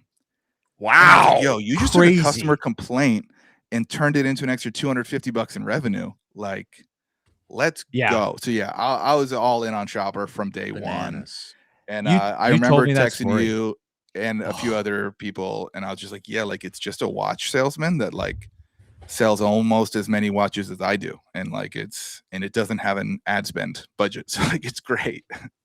Nate, I remember where I was when you told me that story. I was on my balcony looking over the city, and I was like, this is the future. That is unbelievable. Because you were saying, you were like, I was literally at the distillery all day. I didn't handle any of this. And then it just was operating, and I'm like, oh my gosh, this is where all of this is going. Like, dude, and then crazy.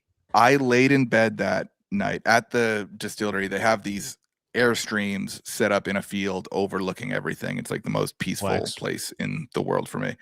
I was laying in that bed and I read Shopper Conversations for like an hour and a half that night. And I was just like, I can't believe how good it is. Like, it was great for us from day one, and it only got better after that. Incredible, man.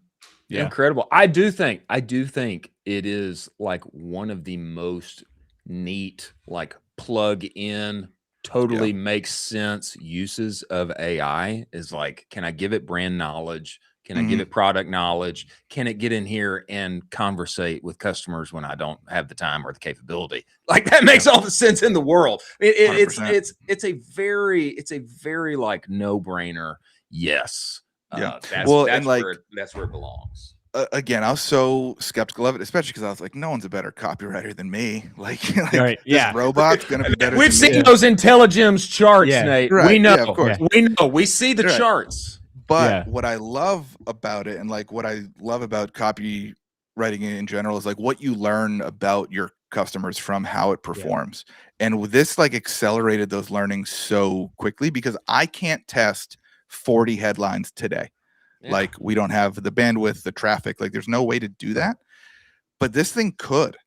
And like through reading those conversations conversations and like seeing what people responded to, what people didn't respond to, brought out some really good insights about like who our customers are, what they care about, and how we should position ourselves and our products to get more money.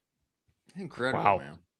Incredible. Some crazy lore, Chris, about us. Crazy lore. Some crazy lore. I'm telling you, it's wild. I feel like Nate, you know, I know you want more time at home, but you know, perhaps now that your schedule is a little more free, you know, maybe there's a way that we can meet up in the real world, a little IRL opportunity here, Nate. I say that because we did not get to hang out as long as we would have liked at Commerce Roundtable. I know. You know, I'm sorry for that. You know, I think there may be more time, in the future. You know, I'm super Nate's down. closer to me. Nate's closer he to is. me now. I think I should just come to you guys. You guys should come out here, dude. Yeah, it's so much better. I'm telling you. I'm actually hosting an e-commerce event at my house tomorrow night. Me and one other guy are gonna hang out and grill and drink whiskey in my backyard. If you guys want to come. Sorry. That's awesome. Just sort of branding stuff. So postscript, if you want to sponsor that, please Venmo me for the steaks. All right. Hey, you're the man. We appreciate you coming on and love what you're doing. What you're doing. And man, we look forward to following along and come on back to the show. We'll have you again. Absolutely. Brother. Thank you all so much for having me back on the best show in all right. See you, man. He's great. Not an agency. Hey, he's freelance. Not an agency. That was an important distinction for him. That was. There's gonna be like one slot left. I'm telling you, like, I bet you 2 or 3 people. There's gonna be like one available opportunity. If you really want to do it, you better go now. That's why I wanted to bring that out. And I think it's important, and people are going to get great results. And Nate's incredible at what he does. So I wanted to bring that out because really, he's got like one spot left if he's only going to be working with 3 to 4 people. And he's worked with some of the best brands in the space, being behind some of the biggest budgets. Like, exactly. If you think your problem is different from those problems he's already addressed, that's probably not right. He's already probably seen it. Yeah. And the great thing about Nate is sometimes people have biases where they'll say like, oh, like he's not a brand guy, you know, he's not like me. He can't relate, you know. Well, actually his like entire career has been on the brand side until now. Or they'll say like, oh, he's only worked with like massive brands, you know. I mean, like he's only worked with like 8-9 figure brands. Like he can't relate to me. Well, no, actually that's not the case. You know, he's grown 7-figure brands to 8-figure brands and beyond. And he also has his own brand right now that he is growing, bootstrapping from the ground up. And so I think there's a lot of things that really make sense, and people are going to get a great opportunity to work with him here. Yeah, absolutely. You laid it out. I mean, if you're 5, 6, 7, 8 revenue, he's seen it all, folks. Exactly. Yeah. He's seen it all. We love him, and welcome to the new era for Nate Lagos. As we move forward to our stories of the day, so much has happened on the show so far, and we're still just about to get to our stories of the day.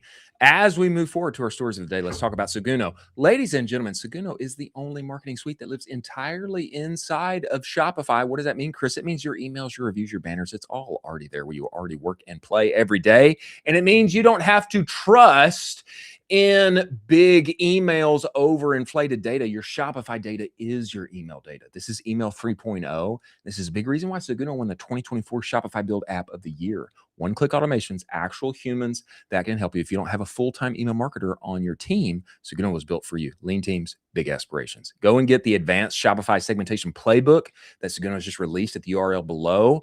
Get a free trial with them. Tell them Colin and I sent you. Let's extend that free trial to 30 days. Many thanks for Seguno being part of the show. Now, Miranda Pettinger, who we have had on the show, she is one of the brightest and most promising young operators in our space. I say young. She's actually been operating for a long time and handling ginormous budgets. Okay. She's a pro. She's a pro. But she's still relatively younger on the scale. I told her actually last time that I talked with her, last time we had her on the show, I texted her afterward and I said, there is not an opportunity that will not be available to you very soon that you don't want. Any opportunity inside of D2C and e-commerce that you want, you will have ready access to very soon. That's the kind of person that she is. She has dropped a little AppLovin mini masterclass on the timeline, and I think we need to bring this up and get into it, pull it up, scroll through it, chop it up as we work through it. Miranda says this: I've spent over 5 million on AppLovin ads for e-commerce brands in the last year. That's just in the last 12 months. I've seen many people ask, I don't know where to start, or I have no idea what the best practices are there. So let's talk about it. Buckle in. There's some new features you need to know. Number one, pick a goal. Are you looking to acquire new customers, or are you just looking for sales from returning customers as well? If you want pure net new customers, discovery is your best bet. Prospecting is middle of the road, and universal will have some returning mixed in. I think this is an important point to mention because this was a criticism at first blush when people became aware in D2C, Ecomm became aware of Axon by AppLovin. They said, oh, that's just like meta retargeting. You know, we're not getting any new customers. Not the case. Not the case. Yeah. Okay. There are different campaign types. You have heard of this, Colin? Absolutely. Yeah. This is incredible. I mean, also, I think he just brushed past the fact that this tweet kind of just blew up. If you want to scroll up and actually see the metrics of this bad boy, it just went bananas. Yeah. Smart. This just got posted. and more bookmarks than likes. That's how you value. That's how you know it's value, when you get more bookmarks than likes.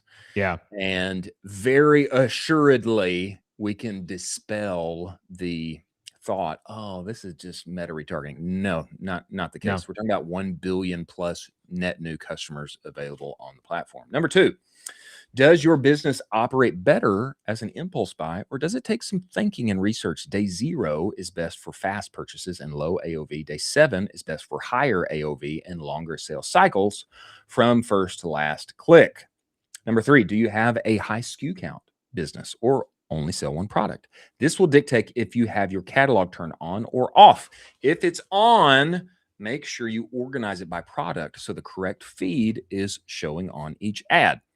Number 4, once you have your setup complete, here's the most important part: creative. Lots of it. Lots of it. Lots of long videos. I actually love this about Axon. Your 15-second meta winners will likely flop on their face and you'll give up on the platform. This is not meta.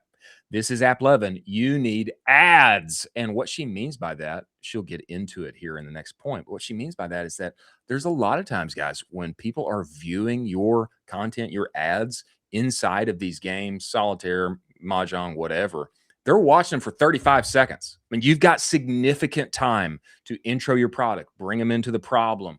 And then at the end of it, there is an end card. It's a crucial piece of this. Point 5, you also need end cards, likely 30 to 40%. Yes, nearly half of your clicks can be coming from your end card. This I love because it reminds me of the 90s and the early 2000s where like you'd have these TV commercials and people are watching the whole thing. And then like you're pitching them through the whole thing to CTA, call now, 1-800, whatever. You know, it's AppLovin is more akin to this, and people will actually take action on that end card 35 seconds deep into their experience with you. You also need end cards. Think of it as your top performing static ad plus landing page had a baby. You want to sell, tell, and be visually interesting to a user. Ask me any questions in the thread and I'll answer. Your thoughts on this, Colin? Incredible. I mean, she just laid out the playbook for a brand who wanted to start and get rolling with AppLovin. She just laid it out. If you're a brand on any type of SKU, on any type of, you know, you have to be first order profitable, or you can actually wait a little bit longer. She just laid the playbook out for you. There's absolutely no excuse now for brands not to even just give them a little test. I'm saying this, folks. We always hear about so many meta outages. We always hear about meta basically overspending. And people are always like, oh gosh, I wish I could diversify off. Well, now you can. You can diversify off and actually get new customers. And she just laid it out for you how you're going to do it. It's not really that hard. In the comments here, there are a lot of people that asked questions, and I think some of these are really good. Question here from Jerry Federline. How many videos are you starting a campaign with, and what does that weekly creative volume look like? Thanks. Miranda says this, I would say 10 to 15 is ideal for launch at the minimum. If you're spending less than 10K per day, 20 ads and 10 end cards is a good metric to test weekly. Another one here. What's the one counterintuitive thing that people should try immediately? And I love this point, and I totally agree with it, because I saw similar results as well when we got on the platform. I got on the platform 6-8 months ago. Mm-hmm. Miranda says this, test videos you had conviction in, but flopped on Meta. These are different places. Okay. Meta and Axon, not the exact same. Okay. Test videos you had conviction in, but flopped on Meta. It's likely you'll find videos working here that never did anything for you on Meta. And then last one, let's just give one more here. Isaac Reyna asked this, when we first started, setting our goal to universal helped us out. Then we transitioned to other goal sets like discovery or prospecting when we felt that the algo had a feel of the customer. Did you see the same? ? And I feel like universal is still good at getting a net new customer. Yes, 100%. I did the same. I do think discovery is the best product for pure new customer acquisition. I want to underline that because this is important for people to hear. Pure new customer acquisition. You may have a higher CAC or lower ROAS on that campaign, but analytics in Northbeam show much higher net new percentage visits. I think this is great. Much needed. I'd like to see more content like this too. Little Q&As, little mini thread, little Q&As, people chiming in here. I feel like this is very helpful for the timeline. I'd also like to see more content from Miranda. Just in general. Definitely. She needs to post more. We want to see more content. We'll cover it on the show because she's a big brain. Yeah, highly agree. Yeah. Next big brain that we need to welcome inside of the show in article form is our friend Oren John at Oren Meets World. He has released How to Yap on the internet. And I think this is a great guide. Everybody knows Cut 30. Everybody knows. Actually, Nate Lagos took Cut 30. If you want to get on camera, you want to learn how to reach net new eyeballs, interesting visual content, script writing, etc. If you want to learn how to do that, you go to Cut 30. They're always putting out like little guides and things that can get you into that whole experience. This is super helpful. I think everybody needs to pay attention. How to Yap on the internet. I just want to read through this and then we'll talk about it because he lays out some really great handles for stepping into this, which can be scary. For people getting on camera for the first time. Colin, not you though. You've never felt scared to get on camera before. That's correct? That's right. I feel the fear every day when we do this show. No, you gotta have the fear. You can't get too comfortable because every day is Super Bowl. And if you get laissez-faire, you get complacent with this, guess what? Someone's gonna eat your lunch. So you gotta hone the fear. You got to ride with the tiger in the car. Every day is game day, baby. And every day is game day. I wanted the good people to hear this because this is our full-time job. And still a little fear getting on the camera. Yeah. That's okay. Feel the fear and do it anyway. You know what courage is? You know what bravery is? It's feeling scared and then doing the thing anyway. That's what it is. That's what it is. Let us read from Oren John, the internet's creative director, on how to yap on the interwebs. Yapping is talking on camera. Good to know if you did not. Just an iPhone, no fancy camera. And to start at least, no graphics. We're just talking you and the camera, baby, the iPhone. And despite how simple it sounds, it's becoming the primary mode of business communication, personal brand building, and audience development in 2025. I published a full YouTube on this, and I want to give you the distilled version. We appreciate that, Oren, the distilled version, because I think it's one of the most slept on ways to start participating in the creator economy right now. Why this matters more than most people realize. Number one benefit I got, Oren speaking here, from starting to make content wasn't the followers or the revenue. It was becoming a better communicator. Thinking about what message I'm trying to get across, how to dismantle the objections someone has before I even say the main point, how to carry someone from where they are to where I want them to be. I cannot overstate the power making hundreds of videos gives you in helping communicate in all aspects of life. Great knowledge and point here, Oren. The 3 formats worth knowing.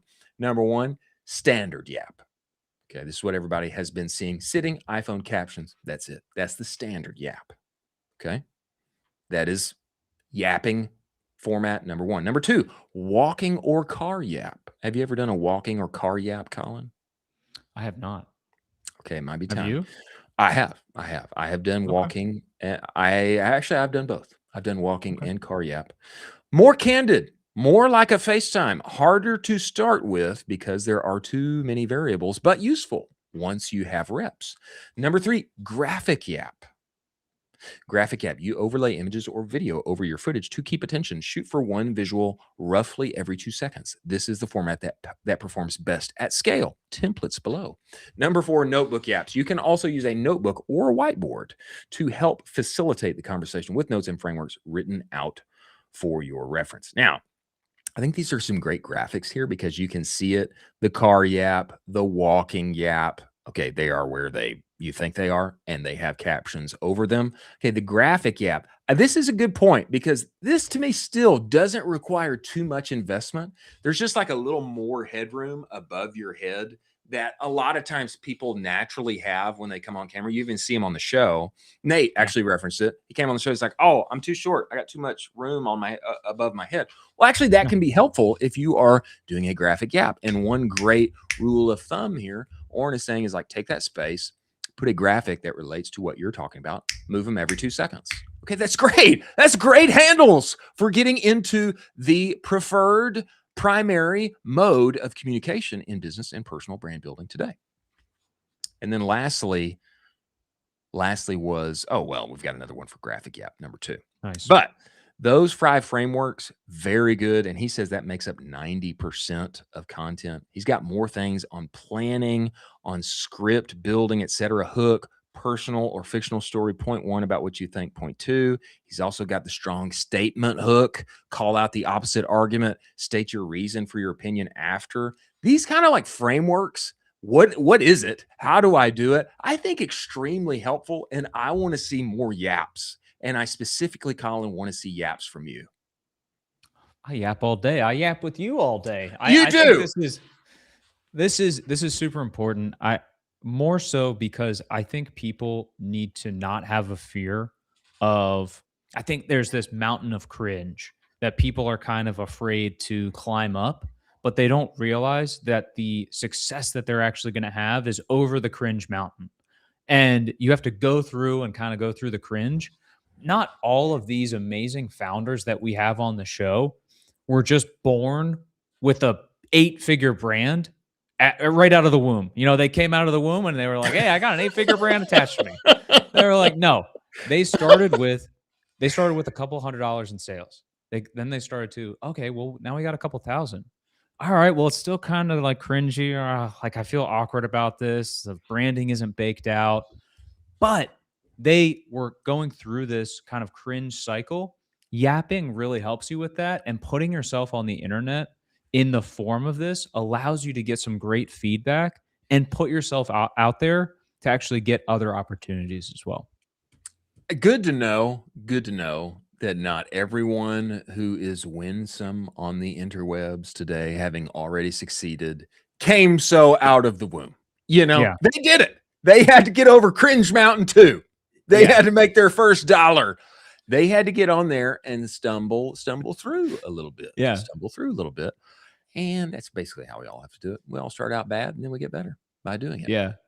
I just imagine Borelli coming out of the womb with a cut shirt, just like ready to rock and sell. and just great looking hair, shredded. Shredded. Jawline could cut glass, cut glass with the jawline. Even Borelli. Yeah, exactly. Well, how to yap? Let the yappers run forth. And I know that we are on here for several hours every day, Colin, but I long for us to make specific one-to-one yaps. I do. I would like for us to yap more. I think we need more yapping. I do my private yaps as well. You can subscribe to my Patreon. It's pretty expensive. No, you don't. And No, I'll do you some don't. private yaps to you. Yeah. You're subscribe to my making this Patreon. up. Nope. I have it. It's called Yappin' Colin. You can subscribe to it, and I'll send you private yaps just about me. If it's a walking yap, a sitting in the car yap, I don't know if I want to. I don't know if I want a private yap. You know, that kind of gives this whole thing a different feel. I think it gives a whole different feel. I'm not really looking for I subscribe to you and you give me yaps. That's not really what I'm looking for. You know. Hey, subscribe and figure it out and see if you like it. I'm telling you. Okay. Subscribe first. All right. Fair enough. Well, everyone is ditching seed oils and they're even raising money for it. One might say, ditch your seed oils, go into debt if you have to. Molly Boz's Ayoh managed the cost of reformulating its popular fancy mayonnaise to swap seed oil for avocado oil. And I think we have seen this many times. There is more and more of this. I want to say, I got some fried chicken from Costco the other day. Totally already fried in non-seed oils, and it's in tallow, and then you put it in the oven, you warm it up. It's incredible. It tasted amazing. It made me feel so good. And this trend is worth noting. People are even raising capital for it. It is so important. So I wanted us to cover this, and I wanted brand founders, operators, think about this. I know everybody wants to raise money. How about raising money to get rid of one of the cheapest, most cost-effective pieces of your business? We want to get rid of seed oils. Why? Because we have to charge more, and we got to get more premium product in there because people are craving for it. They're asking for it. Yeah. All right. This story, we'll just dive into a little bit here. We don't have to read the whole thing, but I do think it is indicative. It is a sign of the times. This comes to us from Modern Retail, an incredible publication inside of our space, by the way. For a certain subset of consumers, the type of oil that a food startup uses can make or break their decision to buy. Thanks to Make America Healthy Again movement, some consumers have grown skeptical of seed oils. In turn, large food manufacturers, the big boys aren't in on it though, right, Colin? The big boys, they're not participating, right? They won't get rid of their seed oils. Large food manufacturers like Frito-Lay have vowed to release seed oil-free versions of their products. Huge. I'm still waiting for the tallow fries from Burger King. If they do that, they'll go absolutely bananas. They would. I'd love that. They would. Yeah. I don't think it's going to happen, but they would. They would go. It would be banana sandwich. And you know who's doing it is Van Man. Well, there's another example too of a company that basically out of the gate was, we're not going to use seed oils. We're going to be natural. Everything's going to feel good. Also Van Man, but In-N-Out does a great job of this where you actually feel great. Have you had In-N-Out before? I love it. It's so good. You actually don't feel bad after you have an In-N-Out burger and some fries, and the fries actually feel like, oh, these are potatoes. It's delicious. What is In-N-Out using though? I thought they used something like peanut oil or something, which I don't. I mean, I am not like a primal ancestral health expert, but I thought they used something like that. In-N-Out oil for fries. Let's just see what the internet. Sunflower oil.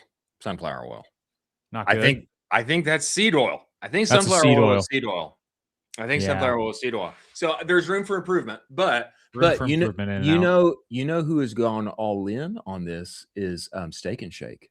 Steak and Shake is their tallow, man. They've gone all the way in on getting rid of seed oils, and there's something to watch here, guys. If Frito-Lay is willing to make a change and release seed oil free versions of their product, hello, and Ayoh or Mayo, I guess it's pronounced Ayoh. Ayoh is literally raising dollars, raising funds so that they can ditch what is probably the most cost-effective piece of their entire business, to ditch seed oils. Yeah. It is a trend worth watching. And if that applies to CPG, okay, just think about whatever business you are in. My thought is, for those who are in apparel, there's all the news about Lululemon right now. The state of Texas is investigating them and what the implications are, what happens to our bodies when we wear those kind of fibers, polyester, etc., for long periods of time. Does it affect, does it affect our immune system? Does it affect fertility? All of those things. Hormones. Yeah. Does it affect hormones? Okay. Yeah. With that in the air, what if you could just make a spandex-like version with natural organic cotton fibers? What if you could figure it out? What if you could figure it out? Like, it's worth endeavoring in. Ayoh is literally raising millions of dollars to do this. Okay. Yeah. Frito-Lay is releasing seed oil-free versions of all their products, which is crazy. This trend is worth watching. Make America Healthy Again is real, regardless of whatever you think about the administration. Make America Healthy Again is real. The food pyramid has been flipped, and this is going to have second and third order implications across Western culture. Absolutely. I completely agree. It's hilarious. Diplo was on the news yesterday talking about the fact that clubbing and nightclub life is kind of going out the window because young people just want to be healthier now. They just want to have, B12 shots. We want to do fun, healthy things. We want to live longer.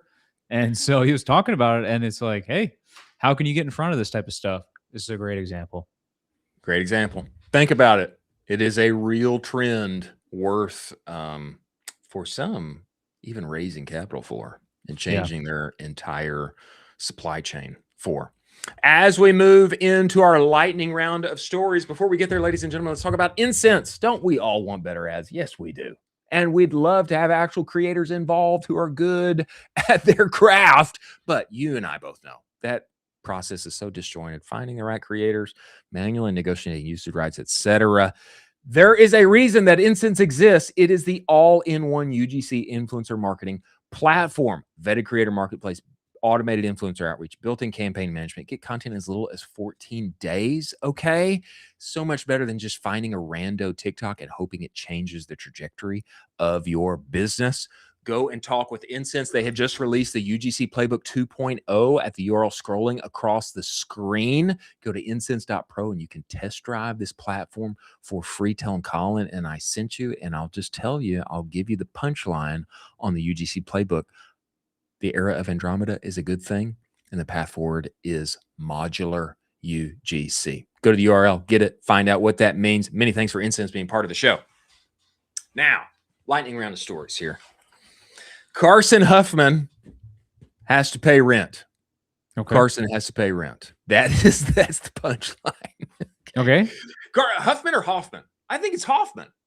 Did I say Huffman? You did say Huffman. It's Carson Hoffman. Carson Hoffman has to pay rent. Okay. And this is new. I mean, it's not like he doesn't make money with Madvertising. Okay. Founder of Madvertising. He's making ads for like Ketone, IQ, and all of these pieces. Jack, do you have this tweet? I'd like you to bring it up. If you can bring it up and show us this video. Okay. He is selling ad space on his parents' garage to pay rent. He said, Mama said, you got to pay rent, big boy. If you're going to live here, you have got to pay rent. And so he's doing something creative to help pay for that. And I'd like us to listen to this video. It's about 45 seconds long, and then consider if we would participate. Colin, Jack, if you would back this video up. And start your ad. I'm selling ad space on my parents' garage. I'm 24 and I still live at home. I'm selling ad space on my parents' garage. I'm 24 and I still live at home. Last night at dinner, my mom told me that I had to start paying rent. So I did what any reasonable individual would do, and I began selling ad space on my parents' garage. There are 9 spots. Your ad placement lives on my garage 24/7 for 7 days straight. Keep in mind, we are in a high foot traffic area. Easily 3 to 4 dogs walk by here every single day. At the end of 7 days, your ad is taken down. But if you buy spot number 1, you get a guaranteed 30 days of ad placement. If this doesn't work, then I am fucked. Here are the different prices for all the ad spots. Pricing is based off of some of the most accurate CPM data that your local neighborhood suburb could provide. Trust me when I say that this is spend your leadership team will completely understand. Brands interested? DM me the ad spot you. So I think he's wanting 2,000 for the whole door. And he did say there are 3 to 4 dogs that walk by every day. Is this going to be a buy for you? This is a good buy because he's going to make videos about who's actually sponsoring. That would be interesting. That's the real buy. If you don't see the full play here, it's the fact that he's going to make videos about who's actually sponsoring, and it's pretty worth it at that rate. Here's what I would say. There was somebody that has done a similar-ish campaign in that they have made unique ads to be displayed on their toilet every day. And they charge people to make them. And it's very unique how the light shows up and everything. I'd like to see an example, Carson. And if it looks enticing and you're going to make videos about it, I think Ecomm Cowboy should just show up on the whole garage. But I'd like it to stay up there for longer than 30 days. I would. Yeah, I would. For sure. And I want to come hang out in front of the garage and be present to talk with the various dogs that are coming by. Exactly. I think that's only appropriate. I don't know where this is taking place. I don't know if it's Chicago, if it's New Jersey. I don't know where it is, but I'm intrigued. And if we can take up that whole door, I think there's a phone call that needs to happen. I'm intrigued as well. Let's see what he does. Ball's in your court, Carson. We shall see. We are intrigued. Next, Shopify Analytics tweak that I am excited about. Okay, this tweet comes to us from Joan Zell _ John E. Zell. Another great Shopify update, new annotations in Shopify Analytics showing what changed during time periods to help show what caused the change in the metrics. So what I like about this, I think what they have got pulled up here is conversion rate. I think that's what he's got pulled up. And obviously there is, variableness to each of these days where the conversion rate is. Okay, in each one of those, for that date, April 22nd, 2026, theme live edited 7 times, product published 1 time. This kind of info is not small. It's crucial because you always wonder, what happened when we dropped that product?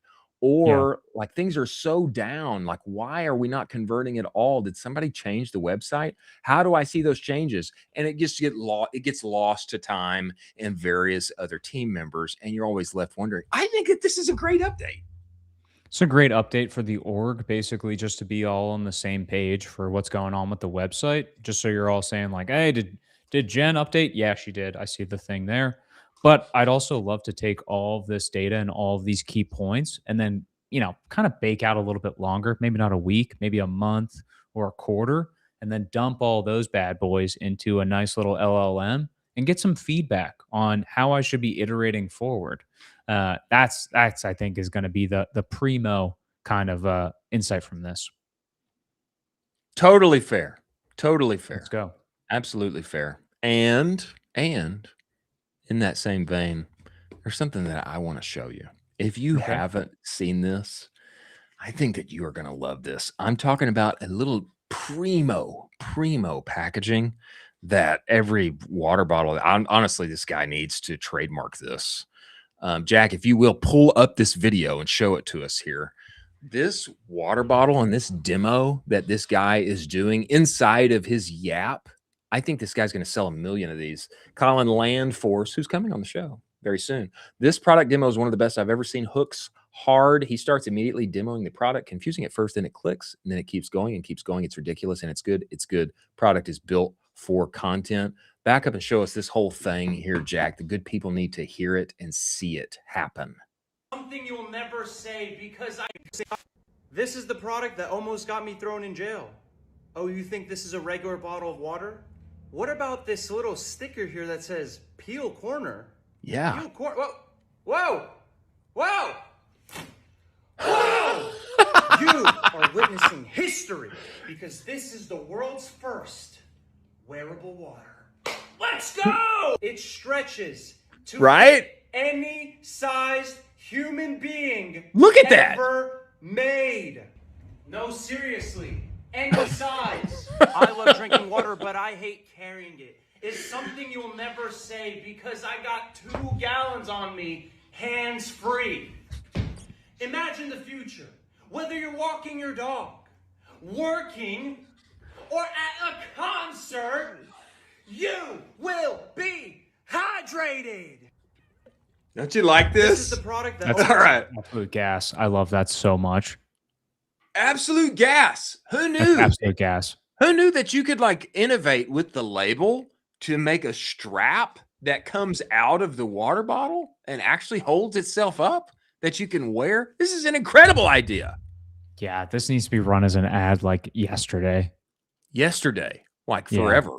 This is like an evergreen type thing. This would crush. It made me wonder what Jason Wong would say about this. Don't you think Jason would be interested in this? Yeah, 100%. I hope he patented that because that's going to get gobbled up in 5 seconds from somebody. Gosh. Somebody's already making. Yeah, somebody's seen that and is already remaking it now somewhere in some country, in some manufacturer. That is absolutely happening. Last story of the day. This comes to us by way of Casey Lewis and her newsletter After School. She is commenting on a story that recently was run in the Wall Street Journal called Young New Yorkers Have a New Hotspot, and it's Sunday Mass. And this is not a religious story. I mean, it kind of is a religious story, but I think this is crucial for brands to understand. There is another trend that we have been commenting on, IRL, meaning, mission, especially related to Gen Z. IRL is taking over. They don't want to be chained to their screen. They'd love to actually have a friend, make a friend, and get together. There's something crucial for brands to understand here. I want to just read the excerpt that Casey brought out here. She calls this Finding God in a Pizza Box. This paragraph, while much of the data around Gen Z's religious revival has been challenged, churches in New York are nevertheless reporting standing room crowds. At St. Joseph's in Greenwich Village, 22-year-old Anthony Gross and Kate DePetro started gathering 20-somethings at the Pizza Box before 6 p.m. Sunday Mass. 100 people came to Pizza to Pews. Interesting title, Pizza to Pews. The first week, 200 by the third, with attendees driving in from Long Island and taking the train from Boston. Gross found the parish after asking ChatGPT where to find a young Catholic community. Nobody wants to go to Mass alone, he said. Better than going to a bar and spending $400, which you just commented on about Diplo saying nobody's clubbing anymore. There you go. Reverend Boniface Indorf of St. Joe's, where the post-Mass young adult discussion group has grown from 25 to 200, said people are looking for more than career and consumption. What does it mean to grow up? They're looking for guidance. You know, I find what I find interesting about this is that when I was in college, all of the commentary about my age group was the growth of nuns, not N-U-N-S, but N-O-N-E-S, meaning we have no religious affiliation, not interested, don't care. And what is shocking to me now, what am I? Am I 16 years removed from college? I'm dating myself a little bit. I think I'm at least 16 years removed. I graduated in 2012. Yeah, I'm like 14 years. Anyway, but the point is like, this is a shocking transformation, but what's undergirding that change in the way college students are behaving? Well, the world has changed. And what they are looking for, what's different from 2026 than 2009 and 2010, et cetera, what's different is, how we're operating every day, looking at a phone and going from little screen to medium screen to big screen. That's the story of every day. And what do people want more than ever now? They want an IRL experience. They want something they can cherish and they can remember that is not mediated through glass. They want something that they can take home and feel human in while they are there. And this trend of experiential marketing, you can say, we've had so many people on the show and we've commented on ourselves. I am more bullish on IRL and having meaning and mission behind what you do as a brand. Great example, Heart and Soil, who have a committed organic following inside of their company. I'm more bullish on IRL and filling that gap for meaning and mission and having teeth behind what you and your community does. I'm more bullish than ever in 2026. And I think this is a great example. It's a great example also of people wanting community. You know, they talked about a little bit in the article that people want more than career and consumption.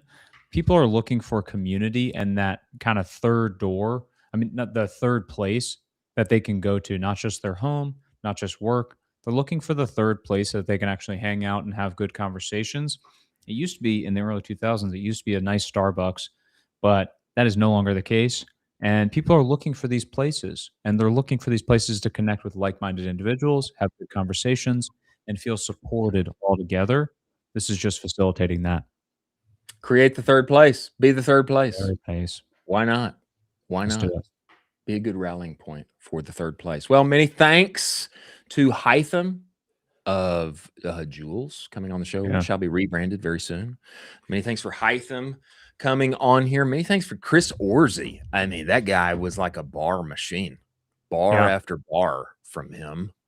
Many thanks to Nate Lagos for bringing us the update and what he is doing in this new venture, new era of his life. Many thanks to Incense, Segundo, Postscript, Rocked, Aftercell, and Axon by AppLovin for making this show possible. Colin, last word from you before we say goodbye to our watchers and listeners today. A ship in a harbor is a safe ship, but that's not what ships are meant for.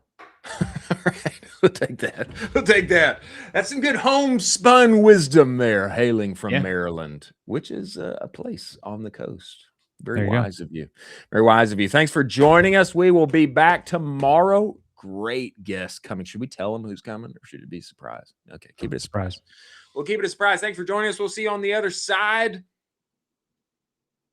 Thanks again. Au revoir.